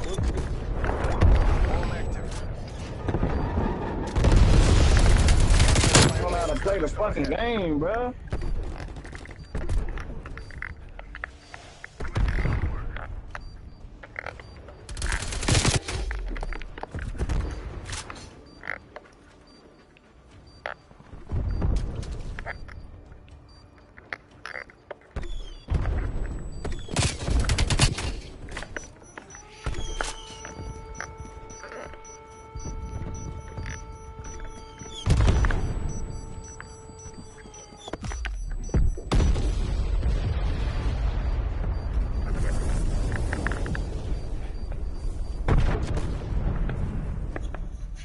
You sound like a fucking retard, though. Do I sound like a fucking retard? I bet your pussy stink. I bet your pussy stink, bitch. Stick your hand in your pants, ho.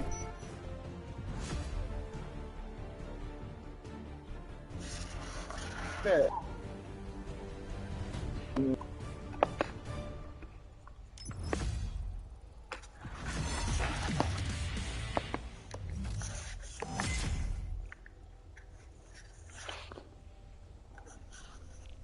Trained and experienced teams with the latest scientific techniques and the best equipment, so we can treat it like it never even happened.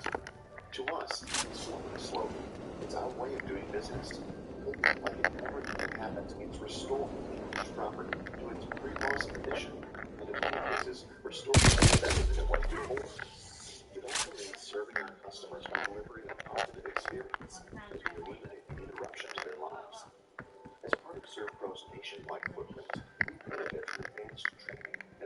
serve both diversified to work with and support us locally on large projects, including potential storm damage recovery. No other restoration company can match the power of Surf Pro. That's why we're your best choice. That's another reason we can say it never even happened.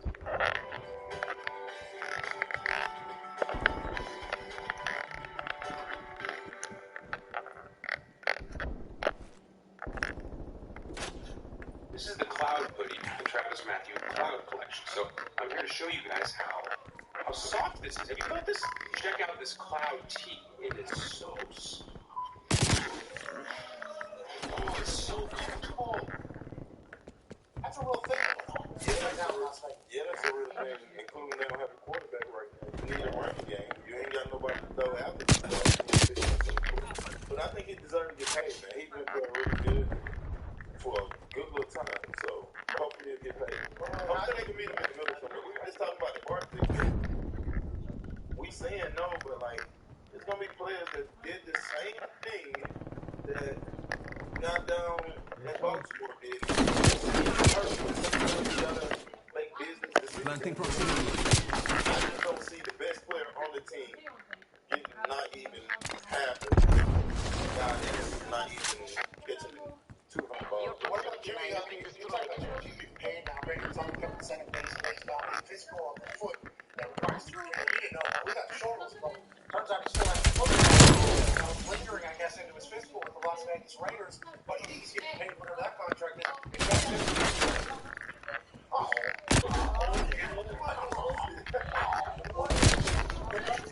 This guy isn't even playing for us. Yeah. This guy is up on to get paid. They seem to be throwing it back, franchise him, and then we'll let somebody else. Josh McDaniels probably never going to, but probably not going to pay him right. There is little to no chance he gets paid. You just mentioned Josh Jacobs just saying, oh, I think Josh McDaniels was the one saying, Proximity mine. That's just the reality of the situation. I think because of the Darren Waller situation, how that played out with Josh McDaniels, I'm not so sure McDaniels is like, yeah, this town's not big enough for one job. Hey, we're just talking about what I'm talking about.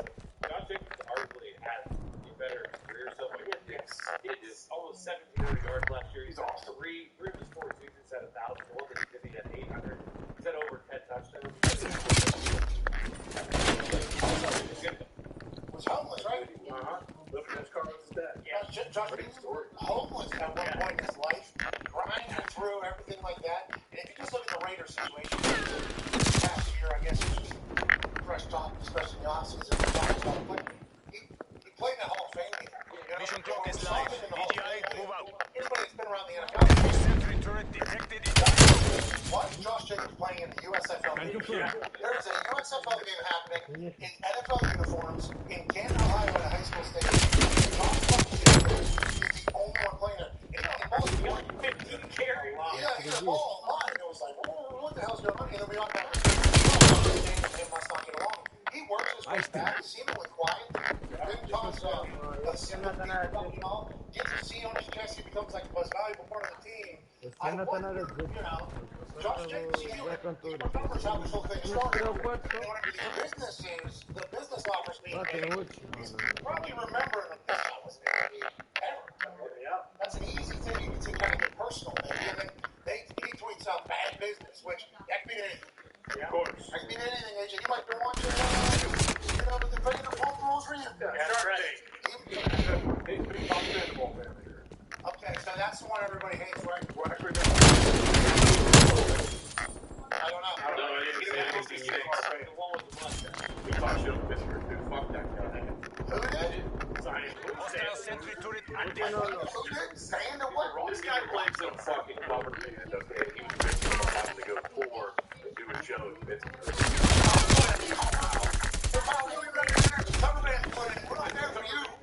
We're there for the boots. Don't get Iron smash a fucking guitar over his head. Enemy Goddamn napalm right. strike incoming. The whole fall. Stop that. What, AJ? Enemy care package above. He's preaching about having to go play with his cover band in Pittsburgh, Pennsylvania. It's like, hey, Bob, just learned that you said that, connect some pieces and things together. Everybody hates you because you said that. I think that is why. Everybody don't have it. Enemy jumper gunner established above. Everybody don't have it. Oh, you did not want to.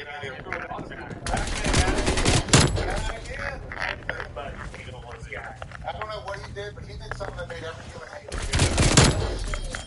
Let's go. Hostile air control detected. What is this? Enemy sentry turret detected in your AO. 5 digits. Multiple hostile sentry turrets working your AO. Is that what it was? Live. Stole. What? Lockheed Steel? Yeah. I believe they can be going big one, but yeah, I don't know about the stealing. I kind of just threw that in there because I thought about Allegedly. But from what I'm gathering, this guy is a massive piece of shit. It's the opposite of what we did with Joe DiMaggio. Oh, Is he a singer? Yeah, he's a cover band. What's he playing? What's Yeah. you know? He's not an axe man, I know that. If you have enough talent, though, you can make up for everything else. All these people that hate him, he comes out with one banger. Everybody will forget about it because he has talent. Hostile spike being established overhead. No talent has some of the shit. He's a mixologist, I believe. Hostile air patrol John detected. Tack will be judging on that, pal. Yeah. Listen, I know about PMS system. It's called PLS. There it is. It's a shit system. Also, this guy talks shit about a friend of mine's mom. The Chrisleys? WWE that works there long. That's not bad. That's Chris. They're having a hard time. Oh, sure. They're having a hard time. It's funny if people talking about the Chrisleys, but Makes sense. Long time. Long 12 years, I think. Listen, we don't love it. We can't do it so loudly. Yeah, You can't have your ass out in the street. Looks like a fellow. When Mahomes retired. BDA, one down.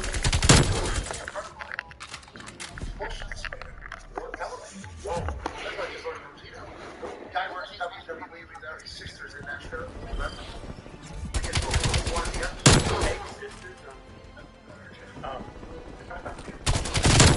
Very talented documentary. Super cool looking motherfucker. Yeah. Remember came into last office, Rockstar. Yeah. Trains of 3. Long hair. Dog.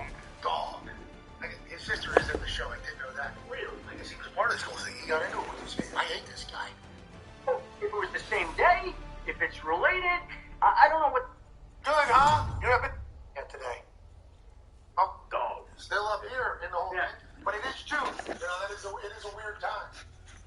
Well, I think the idea of them playing together is probably more fantasy football than anything else. But like I said, not out of the question. And so, DeAndre visited Tennessee and New England.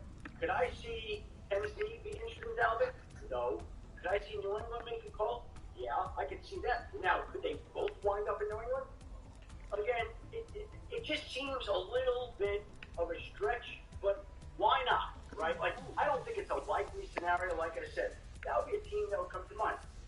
I proposed on my podcast that the New York Jets should take a run at Dalvin Cook. Like, that makes sense to me. If you look at the Jets' schedule early in the year, it's a gauntlet. Look at their first 6-7 games. They play the Bills, they play the Cowboys, they play the Chiefs, they play the Eagles.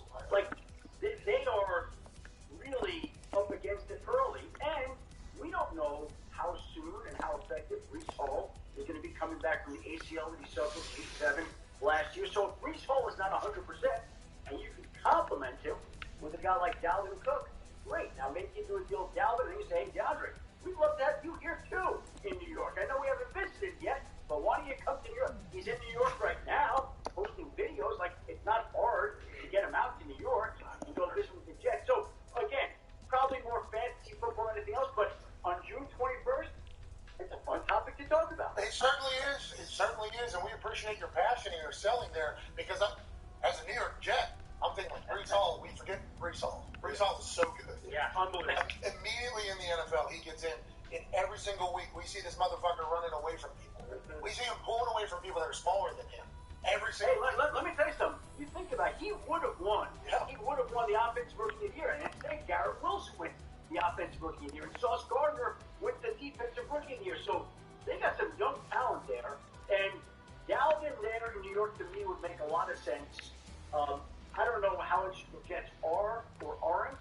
I would think that it'd be logical that everybody wants to go play with Aaron there.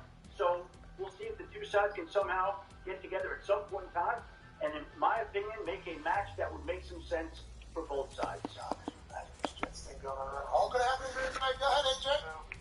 Shefty, do we know if there are still players like under investigation with this whole gambling situation? I know the NFL put out their 60 bullet points or whatever on what you should do. And also, are any other professional sports worried that this is going to bleed into their sport? Are they investigating their players, say, in baseball, basketball, other towns? Well, I asked that very question at the NFL yesterday. They had a conference call to kind of go over all these rules and tell everybody all the things that players can't be doing. And, you know, you're not allowed to bet on football. You're not allowed to do it for your team's facility. You're not allowed to bet on your own games. The one guy right now that's going to be in trouble is the Colts cornerback, Isaiah Rodgers. I asked the league specifically that question, AJ. I said, do we have an update on how close Isaiah Rodgers is to being disciplined? And are there other players under investigation? League declined comment. So I just think that they're trying to send a message and make it very well known with all players. Like, they've already visited 12 teams in recent weeks to give them the point-by-point votes in a 30-minute slideshow about the things that players can and can't do. They're scheduled to visit 6 more. So that means they'll visit 18 of the 32 teams. They're trying to get in front of them, trying to get in person.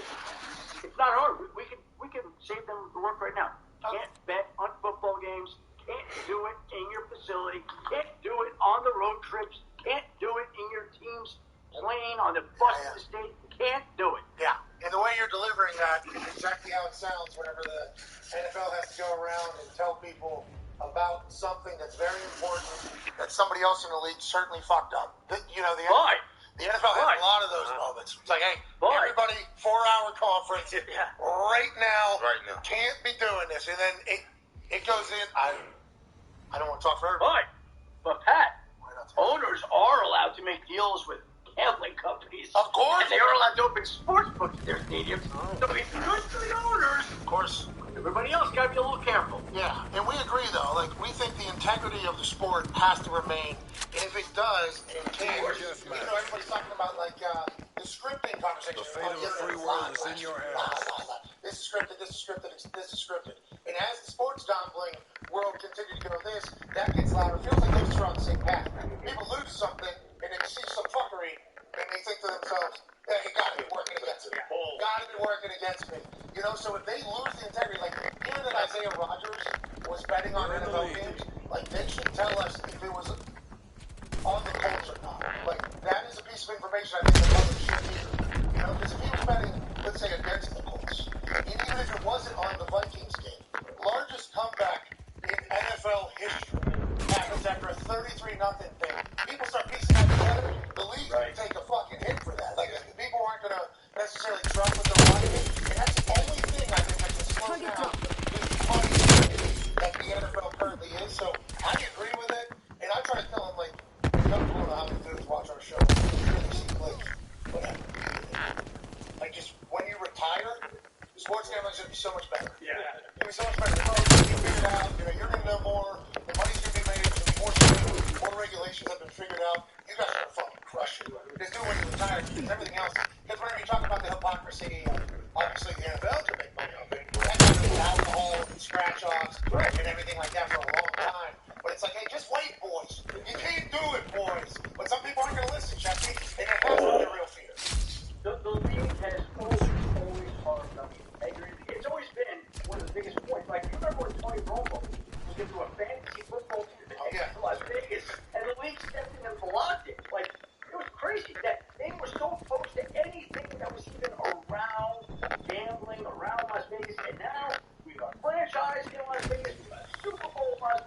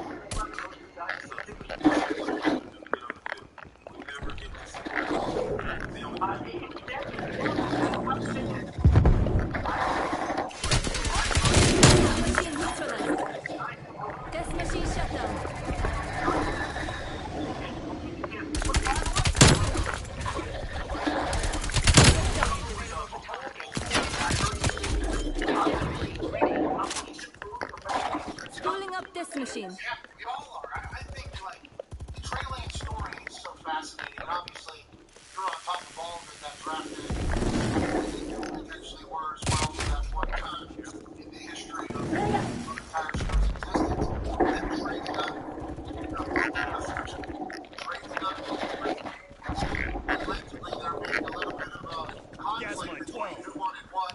I don't think that's right. I'm just telling you, they traded up. They traded up with the idea that they love back shots. Okay, when they made that trade up, that they were going to draft with the idea that they would draft back shots. While also having a month or so.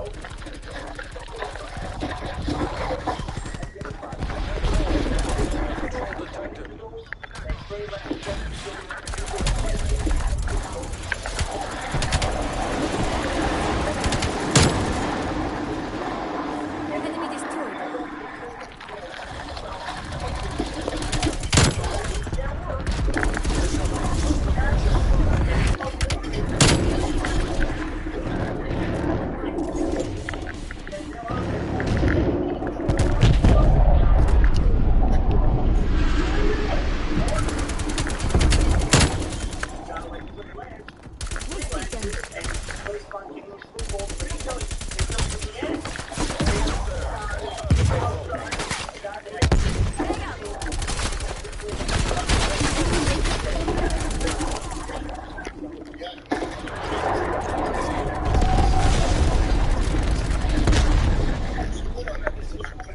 Somebody who might not have chatted with one side,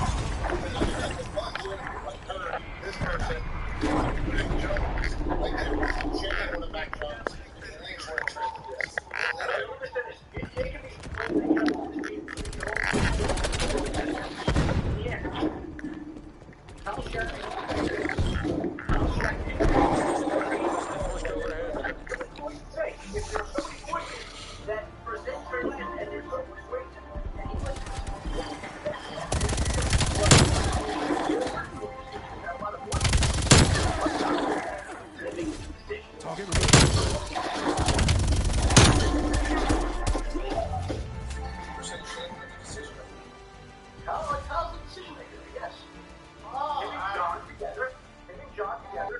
John is there to support Kyle and to do basically the way they want to run it. Okay, so let's go on that note. So now Kyle Shanahan, John Lynch, they end up being enamored by Trey Lance.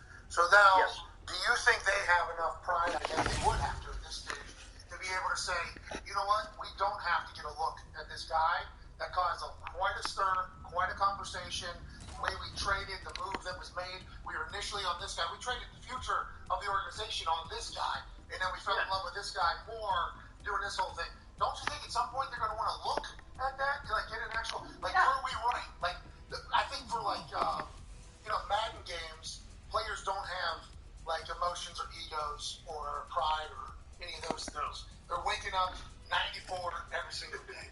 Coaches, same thing. They're waking up whatever you want to call them. It's like humans though, when they get involved, there's legacy, there's pride, there's ego, there's a lot of potential like worry that you're going to be viewed as a failure, especially when you trade a couple of the future first round picks on it all. There's not going to, they can move past not really getting an actual look at Trey Lance, or do they view that they've already kind of gotten a good thorough look at what Trey Lance is, and they just have decided? They have gotten a good look at Trey Lance. They've seen him every day during OTAs, during training camp, during preseason games, during 2 regular season games. They've seen it. Now, what they've seen so far may be different than what they see in the future. Players above. I'll go back to when Mike Shanahan was the head coach and Kyle was the ball boy, and I'm covering that team. And the Broncos drafted in the first round during their first Super Bowl year a guy by the name of Trevor Pryce, who in his first year as a first-round draft pick was no good. He was terrible. They were ready to cut him after 1 year. And then the guy became one of the best defensive linemen in the game. Players grow and evolve over time. And just because they don't pan out early in their career doesn't mean that they're not going to pan out later. Different players have different growth cycles, especially a guy like Trey Lance, who played so little college football, who sat out during the COVID years. His growth cycle is different than maybe any player we've had because of the lack of experience. So I think they're waiting at a certain point, and maybe it was this offseason when he spent time around Mahomes, that they see this growth in him. But up to date, he hasn't been as ready as people would like, right? And up to date. That doesn't mean he won't be this. We don't know. That's why I said and I'm sure they are excited to see what he can do because he does have talent and he does have upside. But again, he's learning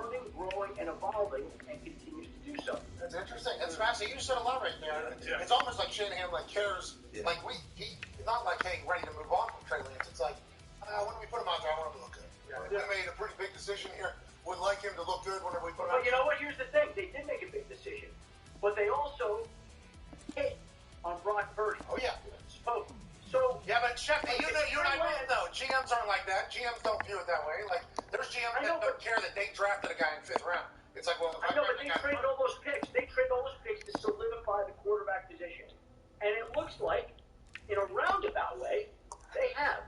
So again, let's see if Trey Lance turns into the quarterback that they envision, which he's been okay so far, but there's more there, and it's up to them to harness that and him to grow it. And let's see. And in the interim, they hit on a guy that has been better than they ever expected. Let's go. Better than anybody could have. Absolute dog. Go ahead, AJ. Shefty, do you have any idea what kind of the level of activity and throwing that Brock Purdy will have throughout training camp? Is he going to get much time in preseason games? I know he's already throwing, but we don't know what he can do.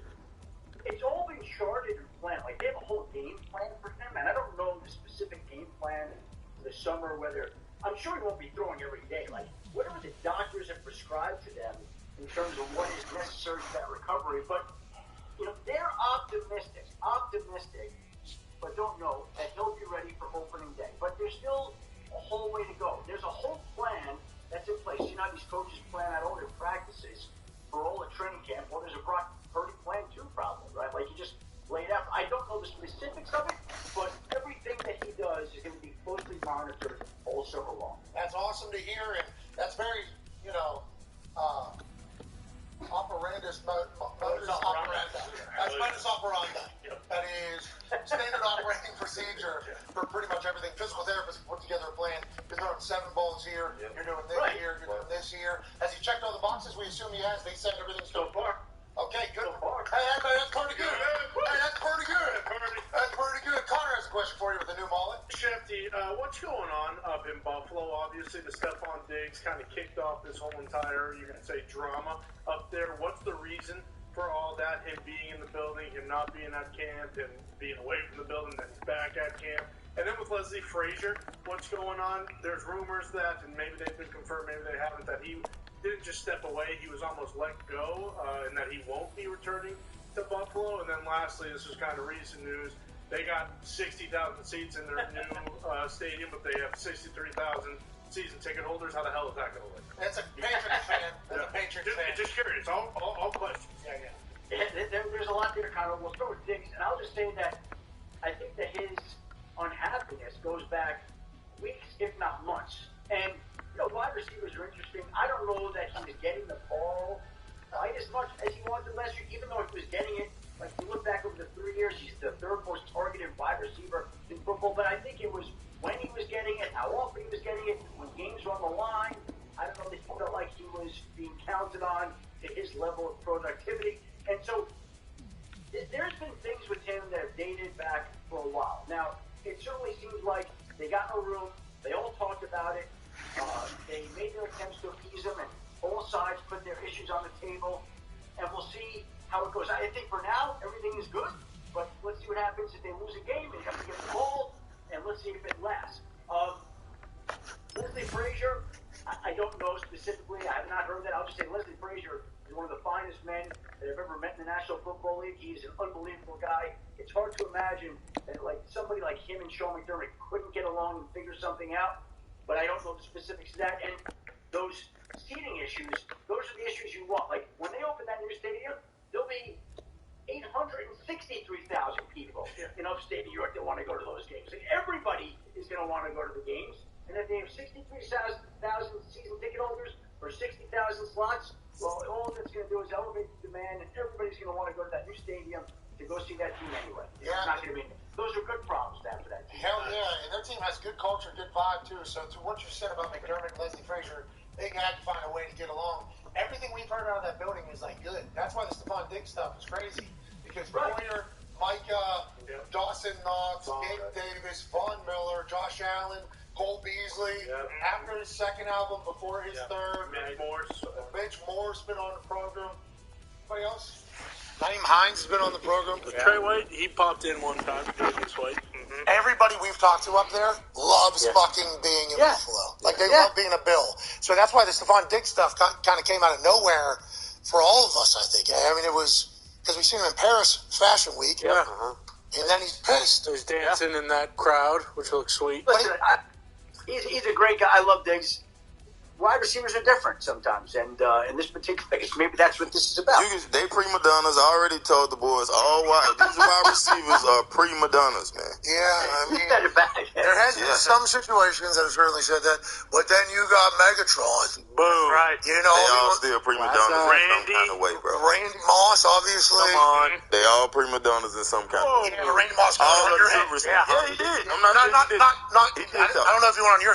He would go everybody. Yes. He's great.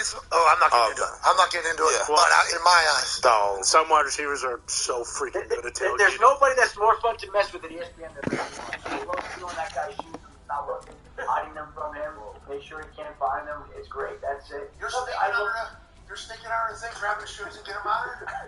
Oh yeah. I've done it with times. Anything to do with Moss is always fun. It's like greatest athlete of all time. He is unbelievable. Oh yeah. He was a punt returner. Yeah. There's a punt returning award named after him. That's how fucking good of a punt returner he was. Imagine that sitting back there catching punts.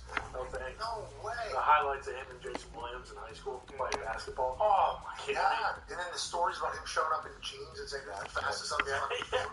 And they're smoking. What a dog, dude. Yeah. He's an interesting guy. I love him. He's an interesting guy. Well, you're taking his shoes and hiding these things. I mean, your Monday Night Countdown crew is fantastic. I believe we just lost some lights in here. That's Amber back. That was Ulysses. Yep. Ulysses walked around. He was too electrifying and sent shocks through the entire Thunder. Ty has a question for you, Shefty. Shefty, what's going on with Tyreek Hill? We saw the report that he allegedly assaulted someone down at some marina in Miami. Do you know what's going on there, and how serious of a situation is this? Well, did you see Drew Rosenhaus swimming with the sharks? Oh, yeah. Yeah, how did that, what was that? You think that shark was in trouble and Drew's like, I got it, give me the fucking thing, and hops out there? What do you think that was? There has to be some correlation between that, right, Pat? Like, Tyreek was protecting. I don't know what the deal is, other than he's under investigation for an alleged Liquidate all objectives.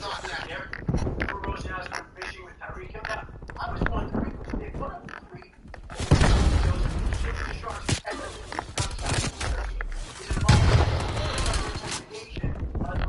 I don't know if it was the same day, if it's related.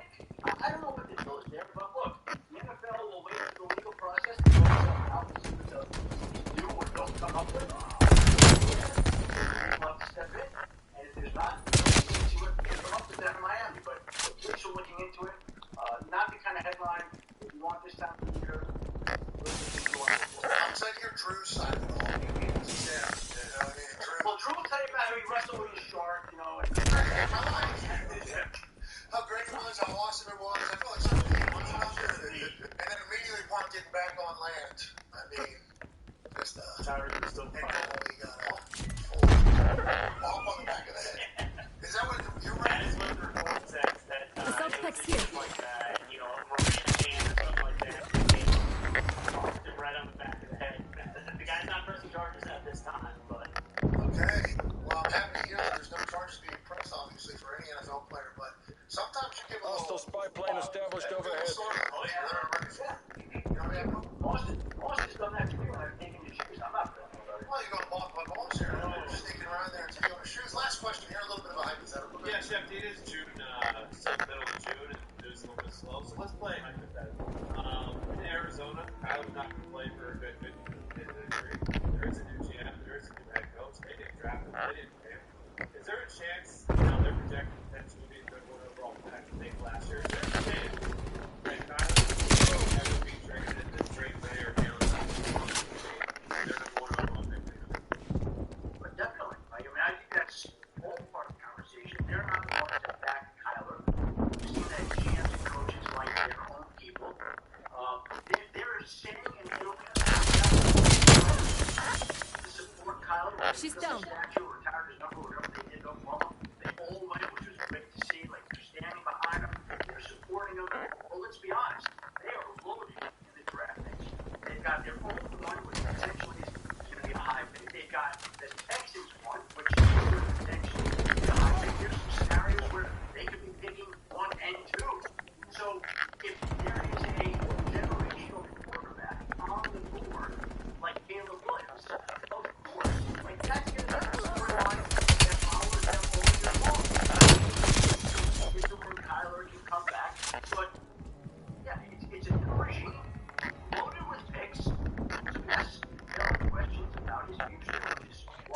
against us. Bring this home. Last question, actually, and I think it's new. Same question. How we feel about that before the deadline? They say not making very much progress. And look, what do you mean? Like, hey, how you doing?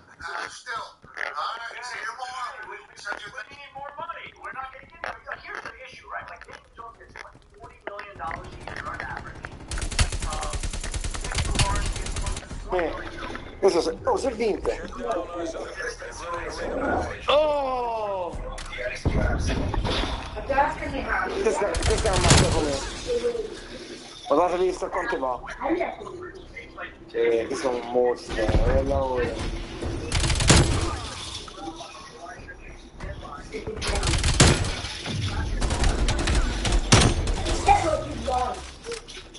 Switching sides. Vai. You're saying like running back, that's not a highly paid position.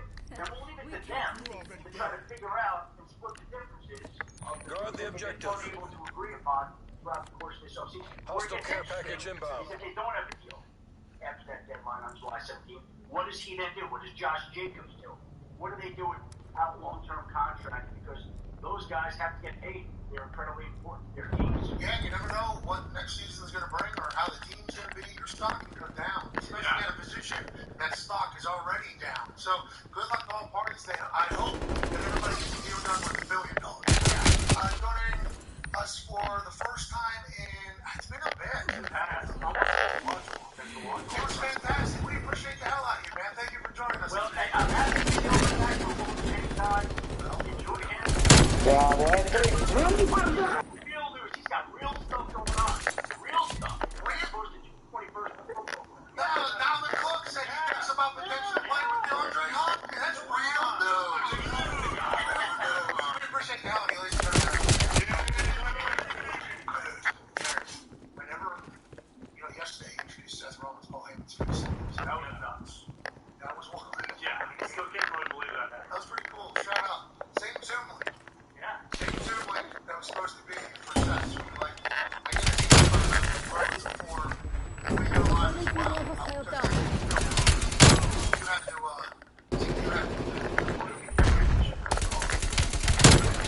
Marimma miseria, Zocco. Come on, get out of it. I'm not surprised that I can't be doing. I need to know a little bit about I didn't know much about Paul Heyman or what they have going on. Contact down.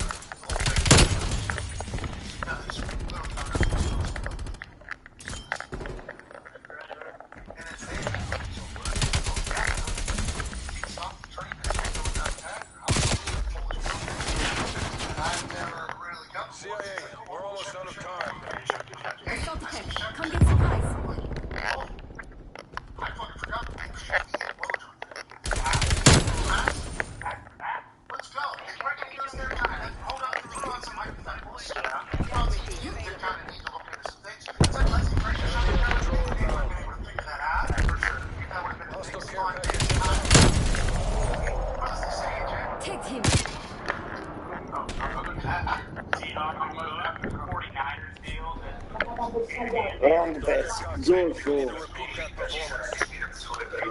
No, Zolfo. Sono come si fa? Zolfo, no.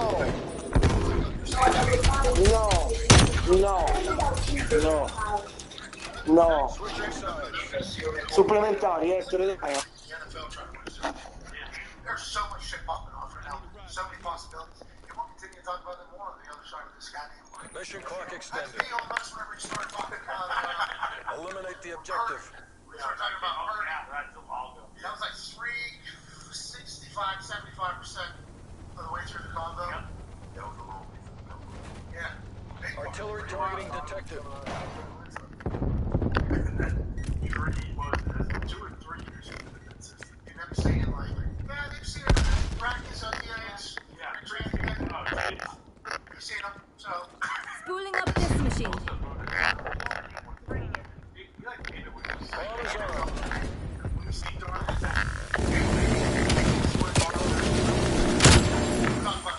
Artillery targeting active.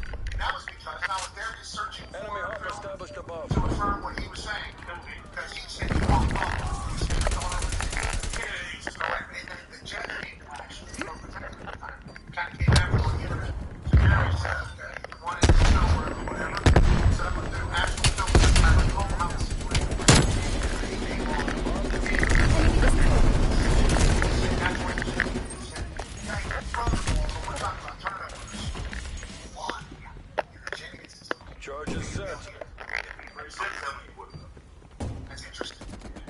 What did he just got? Moving out down back. And what happened from Brock Purdy? People would certainly somewhere. Yes, yeah. Let's get to the break. He's going to run it down. And there you go. Next time. Ain't the right agent. That is exactly right. You're out, wait. What is that again? Adrian Wojnarowski.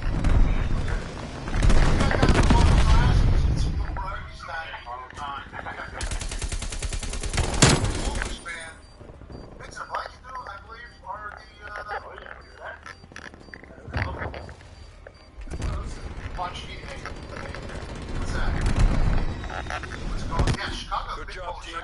All mission objectives met. That's it. They are done.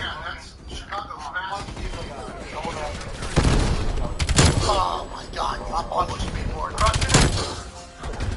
Sure. What's your problem, Doc? You got a new mullet, new helmet? Oh, got no Can't problem. open your eyes and things are awesome. Yeah, Sounds awful. I don't like Joey, so anything. Yeah, I agree. Actually, these are different I things. do. It's good. What if John. it was John Filled? Perhaps John. It is John. It is actually John from PK's fridge. Mm-hmm. Okay. Whoa. Always comes chilled. So John Filled should get any way. Yeah, John. Yeah, that is something I've said, but you can never listen to another security. Okay, John. You think he can't even like? Hit those lines. He just get off. John. Alright, this show sucks. There'll be more of it on the other side. You are the best people on earth. Be a friend, tell a friend something nice. Take. Fight! Today has become a massive day in our program's history because just yesterday, at about 5:15 p.m., I was sent a text that said, "Hey, I think it's time." And I said, "What do you mean you think it's time?" "I think it's time to let the world hear where we're at." And I said, "Aaron, you let me know. You want me to let the world know about you coming on tomorrow?" And he said, "Yeah, let's do it." I put a tweet out saying, "Hey, listen, you are cordially invited to Aaron Rodgers Wednesday, tomorrow, 1 p.m. Eastern Standard Time. Just 56 minutes, 34 seconds away from right now, ladies and gentlemen, Aaron Rodgers." What's up, dude? Good afternoon. Good morning here. Good afternoon there. There's a lot going on in your world, bro. I don't even know if you know this or if you've been so locked in. This isn't a decision day. This isn't me deciding and announcing to the world this is what's going on. In fact, that's already happened. You know, we're actually days past this. This is kind of clearing things up for everybody interested. And I'm going to get into this. Hey, guys, there's 430,000 people currently, so a lot more people watching than normal, and they're all interested because you're a fucking as a football player, so go ahead and get it. Then in 2020, they drafted Jordan to replace him. They want to replace him right away, but as is the case with the Packers and the kind of way they do things, they like to get rid of players like a year early instead of a year late in their minds. There's probably some people who believe that I was a descending player and that it was time to make a change. Everything that I was told the week that I was in Green Bay was take as long as you want. You want to retire Packer, you want to go back and play, you want to see the doors wide open and make it out of the darkness. Something changed. I'm not exactly sure what changed. I got back to my phone after 5 days off of it. I realized that there had been a little bit of a shift. I heard from multiple people that I trust around the league, players, because there was some shopping going on. They were interested in actually moving. At this point, you know, I got to admit, I mind the darkness 90% retired, 10% my mind wasn't entirely set. I got back in my workouts at the end. I thought that was really best for me. So in the darkness, I contemplated a lot of different things, but one day I spent entirely in the reality I was retired, and one day I spent entirely in the reality and when I came out, it was clear to me at that point that although the Packers didn't say the right thing publicly, that they were ready to move on. I don't know what. Wojnarowski. Actually, they would want the guys finally. Of course, he just walked on. I think. I'm not sure. Back, but Austin Brick is coming for QB1. I just want to let everybody know, okay? Happy Valley. Demolition. Fifth quarter. It's over. Check your fire. Eradicate all objectives. No, I actually can't. I can't even imagine going into overtime, actually. What do you think scores? I don't know. Is it Ollie Strong or is it Austin Brickman playing middle linebacker for you guys? Ollie Strong. Not sure. I just don't think they'll be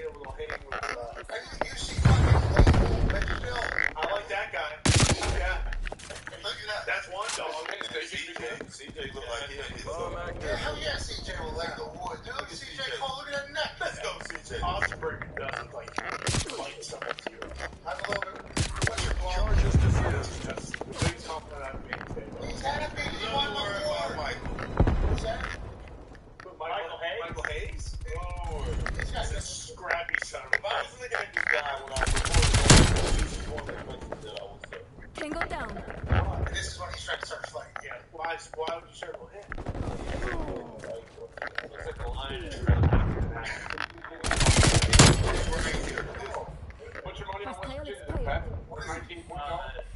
19 and a half. Bronco, let me That's it. about Come on, yeah, alternate spread 39. Are you kidding me? West Virginia. No, Penn State. That's 200, bro. I think we're coming out. Chambers, Lee, Connor.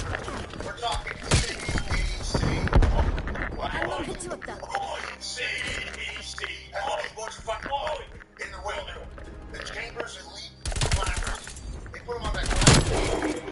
Dudes, get up there. And then guess what?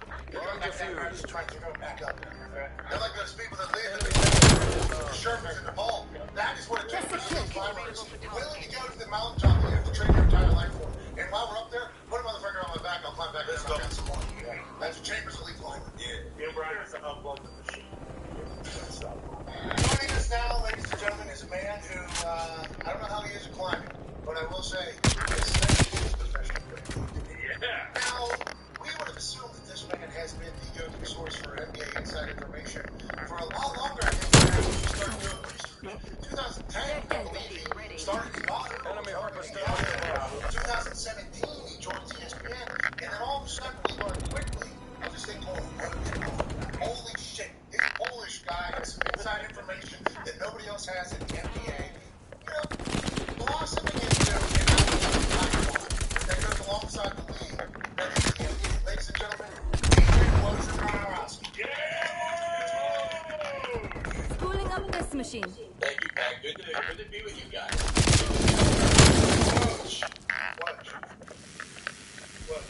Enemy counter spy plane inbound. That's all it is.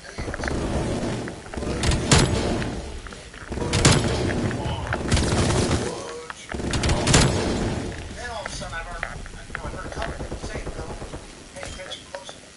Woj, correct? Woj, Mouse. Yeah. Wojnarowski. I always try to make up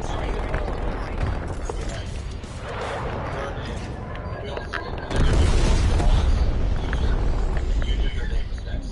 So They were trying to navigate it. I know that happened, so I was like, pronunciation. Enemy appears KIA. Wojnarowski. Wojnarowski. We're talking to Adrian Wojnarowski of ESPN. I feel very good saying it. Listen, so you just announced a trade for the Enemy spy plane inbound. now. It's not any high-profile draft pick, so it's not going to garner that many headlines, but we are in the NBA draft season. Do you expect a lot of movement? Is this normal for the NBA draft? And what are the next 24 hours look like? We get to go.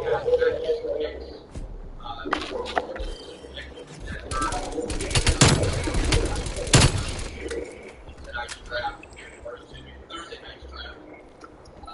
This is a Denver draft.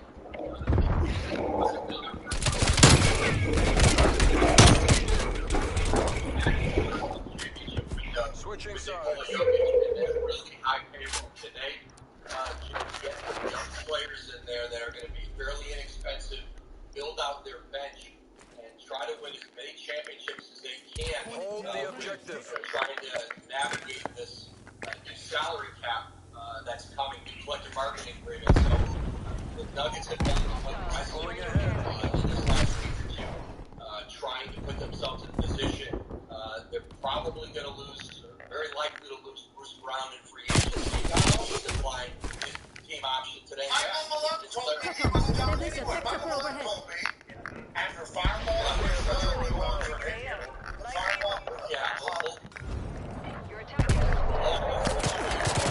trying to pull at the heartstrings with Bruce Brown, stay a part of this thing, let's do it again. Bruce Brown is in a position to make a lot more money as a free agent than the Nuggets are allowed to offer. Congratulations. there. That's going to be the challenge. He could stay in Denver, but he would have to do it for a lot less out there in the market. Next generation and everything. AJ, your question for Warden.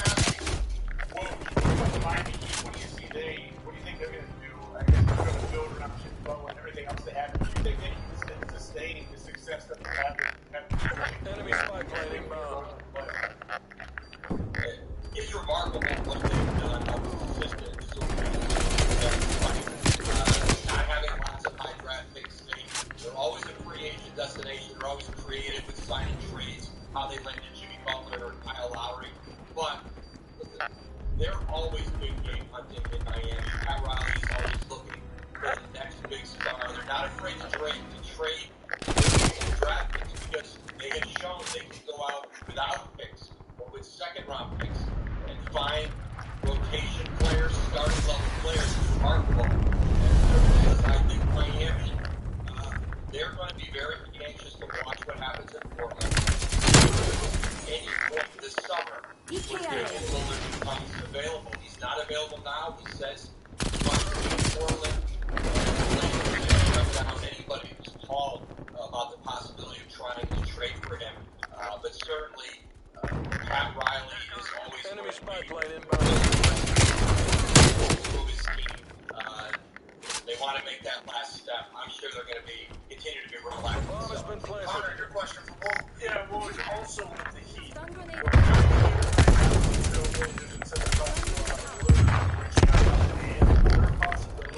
Depending on that second pick, that the Trailblazers might have a few more options, and they might go out and then take each other. What do you expect to see?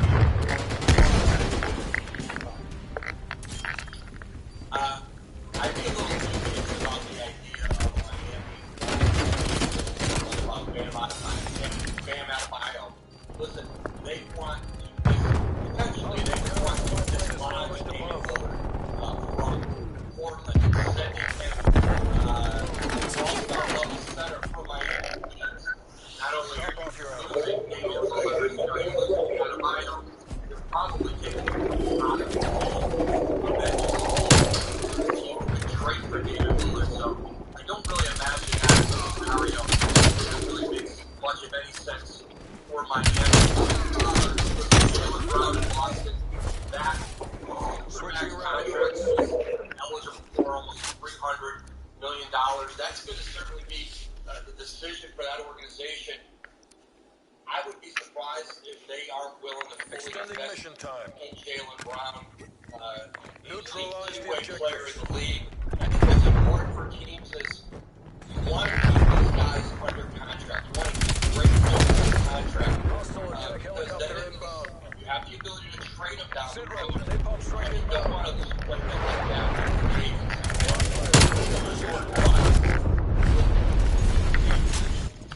Labor agreement, collective bargaining, that has created is going to make teams. They have to make really difficult decisions on but if you're Boston, I still think Jason Tatum, Jaylen Brown, figure out all the rest of the players around those two players. Those kind of guys are too hard to acquire, and generally you better keep them. Yeah, you might as well, unless Jimmy Butler's going to come into Boston.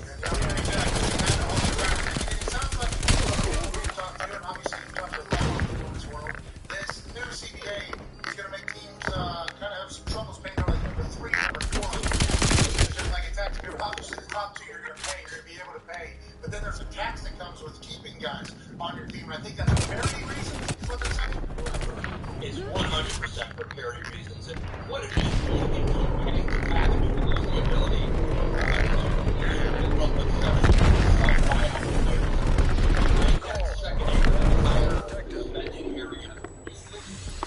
first-round picks. And so there's so much penalties for staying in that high school. What the league has wanted to do is spread the talent around the NBA, spread it to small markets. Time that's what you can see. You have to do that. now we just keep losing. Yeah, we need Monix and Flint. Yeah. That's what we need. We need to keep this thing going. We need to win the Mega Bowl. Last question for you here, Woj, from Pac-Man Jones. Woj, how you doing, man? Zion Williams. Pac-Man. My bad. How you doing? Good. Pat's good too, right? Yeah, I'm real good. Yeah, hey, we're good, Woj. Zion Williams, Anthony Davis, Kevin Durant, LeBron James.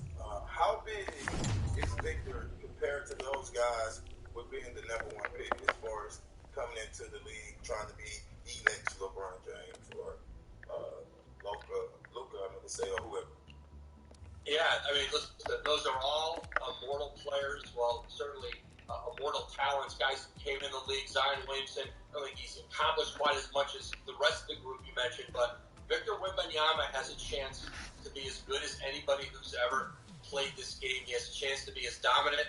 I think the only real comparison to him in terms of an ability to come into the league and dominate right away, which LeBron James largely did.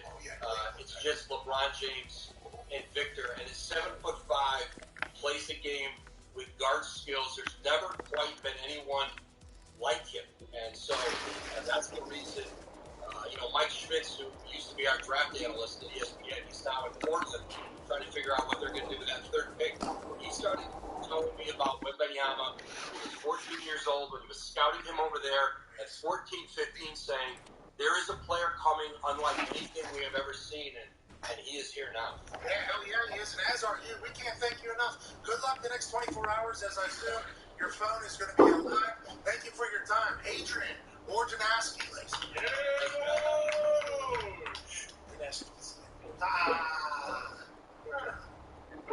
What about that? Thank you. That would have been a question, like, what should we be focusing on here about Zion? Is he in shape? Is he getting traded? Is he back in the Pelicans? Earlier we were talking to Jay Billis, and he was like, some of these guys are in bully balls. Like, if Shaq was coming to the NBA right now, he'd make an offense around him, and they kind of go. You see how the Nuggets kind of operate through Joker. It's like, Zion's a triple-double machine. Demolition.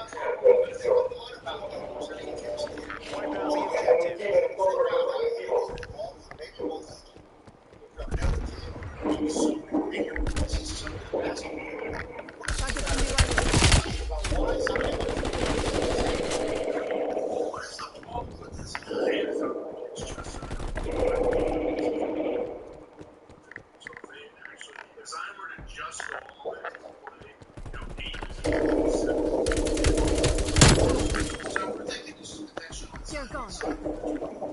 Enemy throwing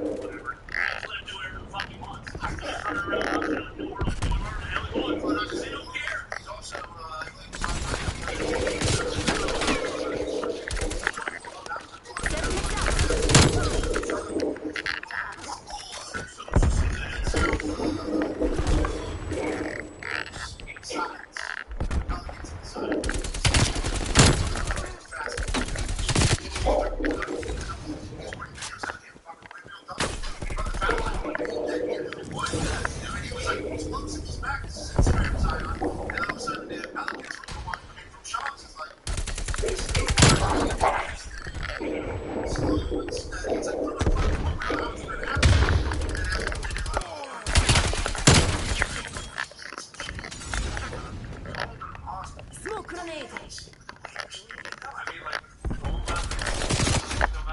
Move on, MI6. OTC's nearly done. The bomb has been planted. It's 0. Yeah.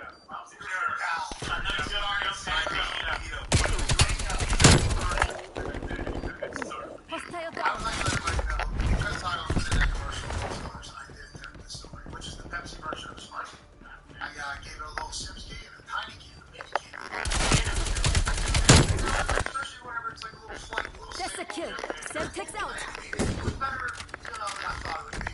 But I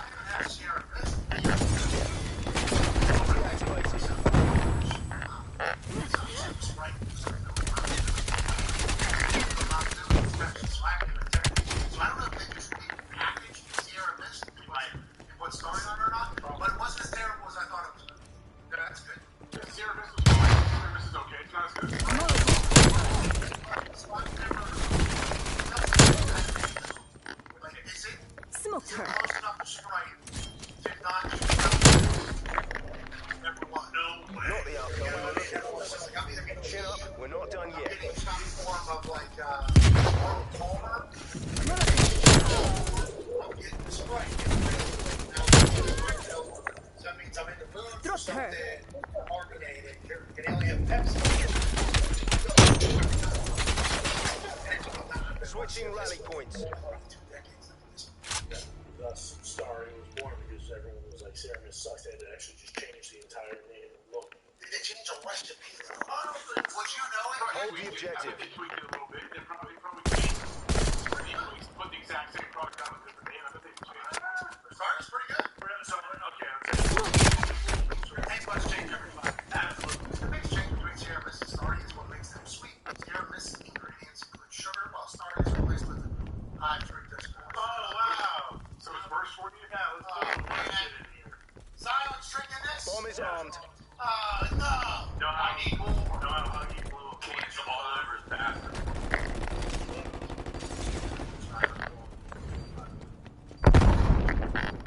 Well, hey, that's progress.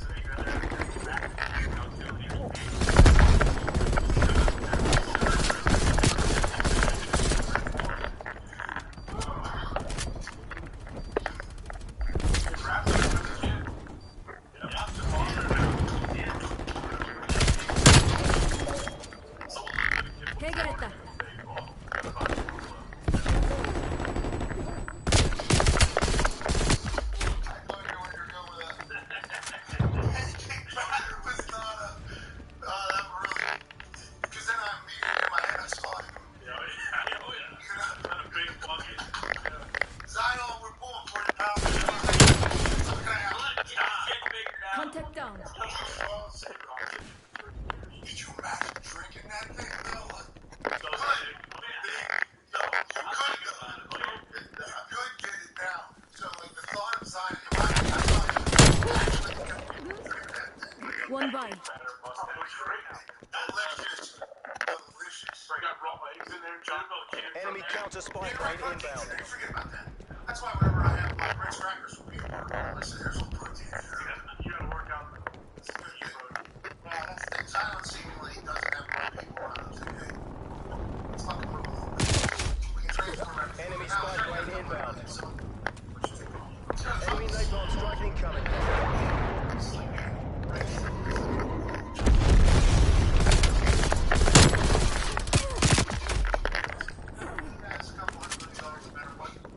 Enemy sentry turret detected in your AO. Charges set. Or something. Alright, trying to see what the fuck I'm gonna go eat, bro.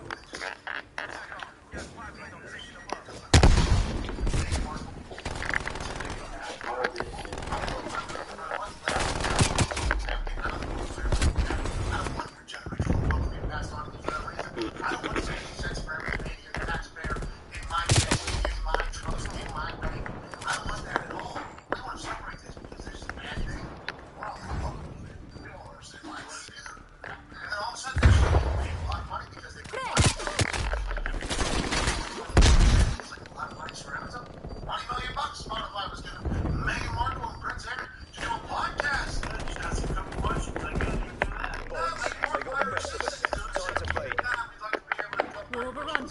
All teams, fall back.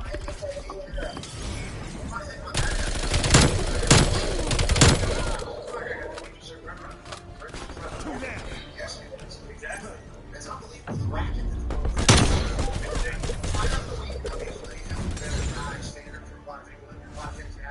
Here's a lot of decisions made, certainly throughout the royal family's history and everything. And at one point, I think there was a lot of kings, a lot of queens and everything, but the rest of the world just kind of evolved.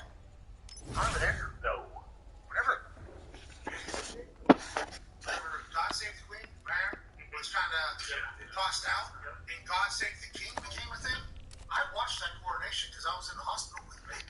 So I think it was happening like 5 a.m., 6 a.m. over their time. It was very early. We were up. It was the only thing on TV. It was on a bunch of channels. Holy shit. People still care. Crazy. People still, Americans were still caring. Yeah, the weddings. Remember the weddings of, I think it was 2017, 2018? People were going nuts for that week. Huge. But after everything that has happened in the world,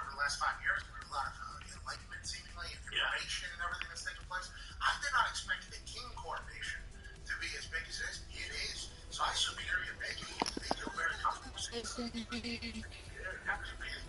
They're fucking rock stars, AJ. You know, these royals, this is a real deal. People really care. They're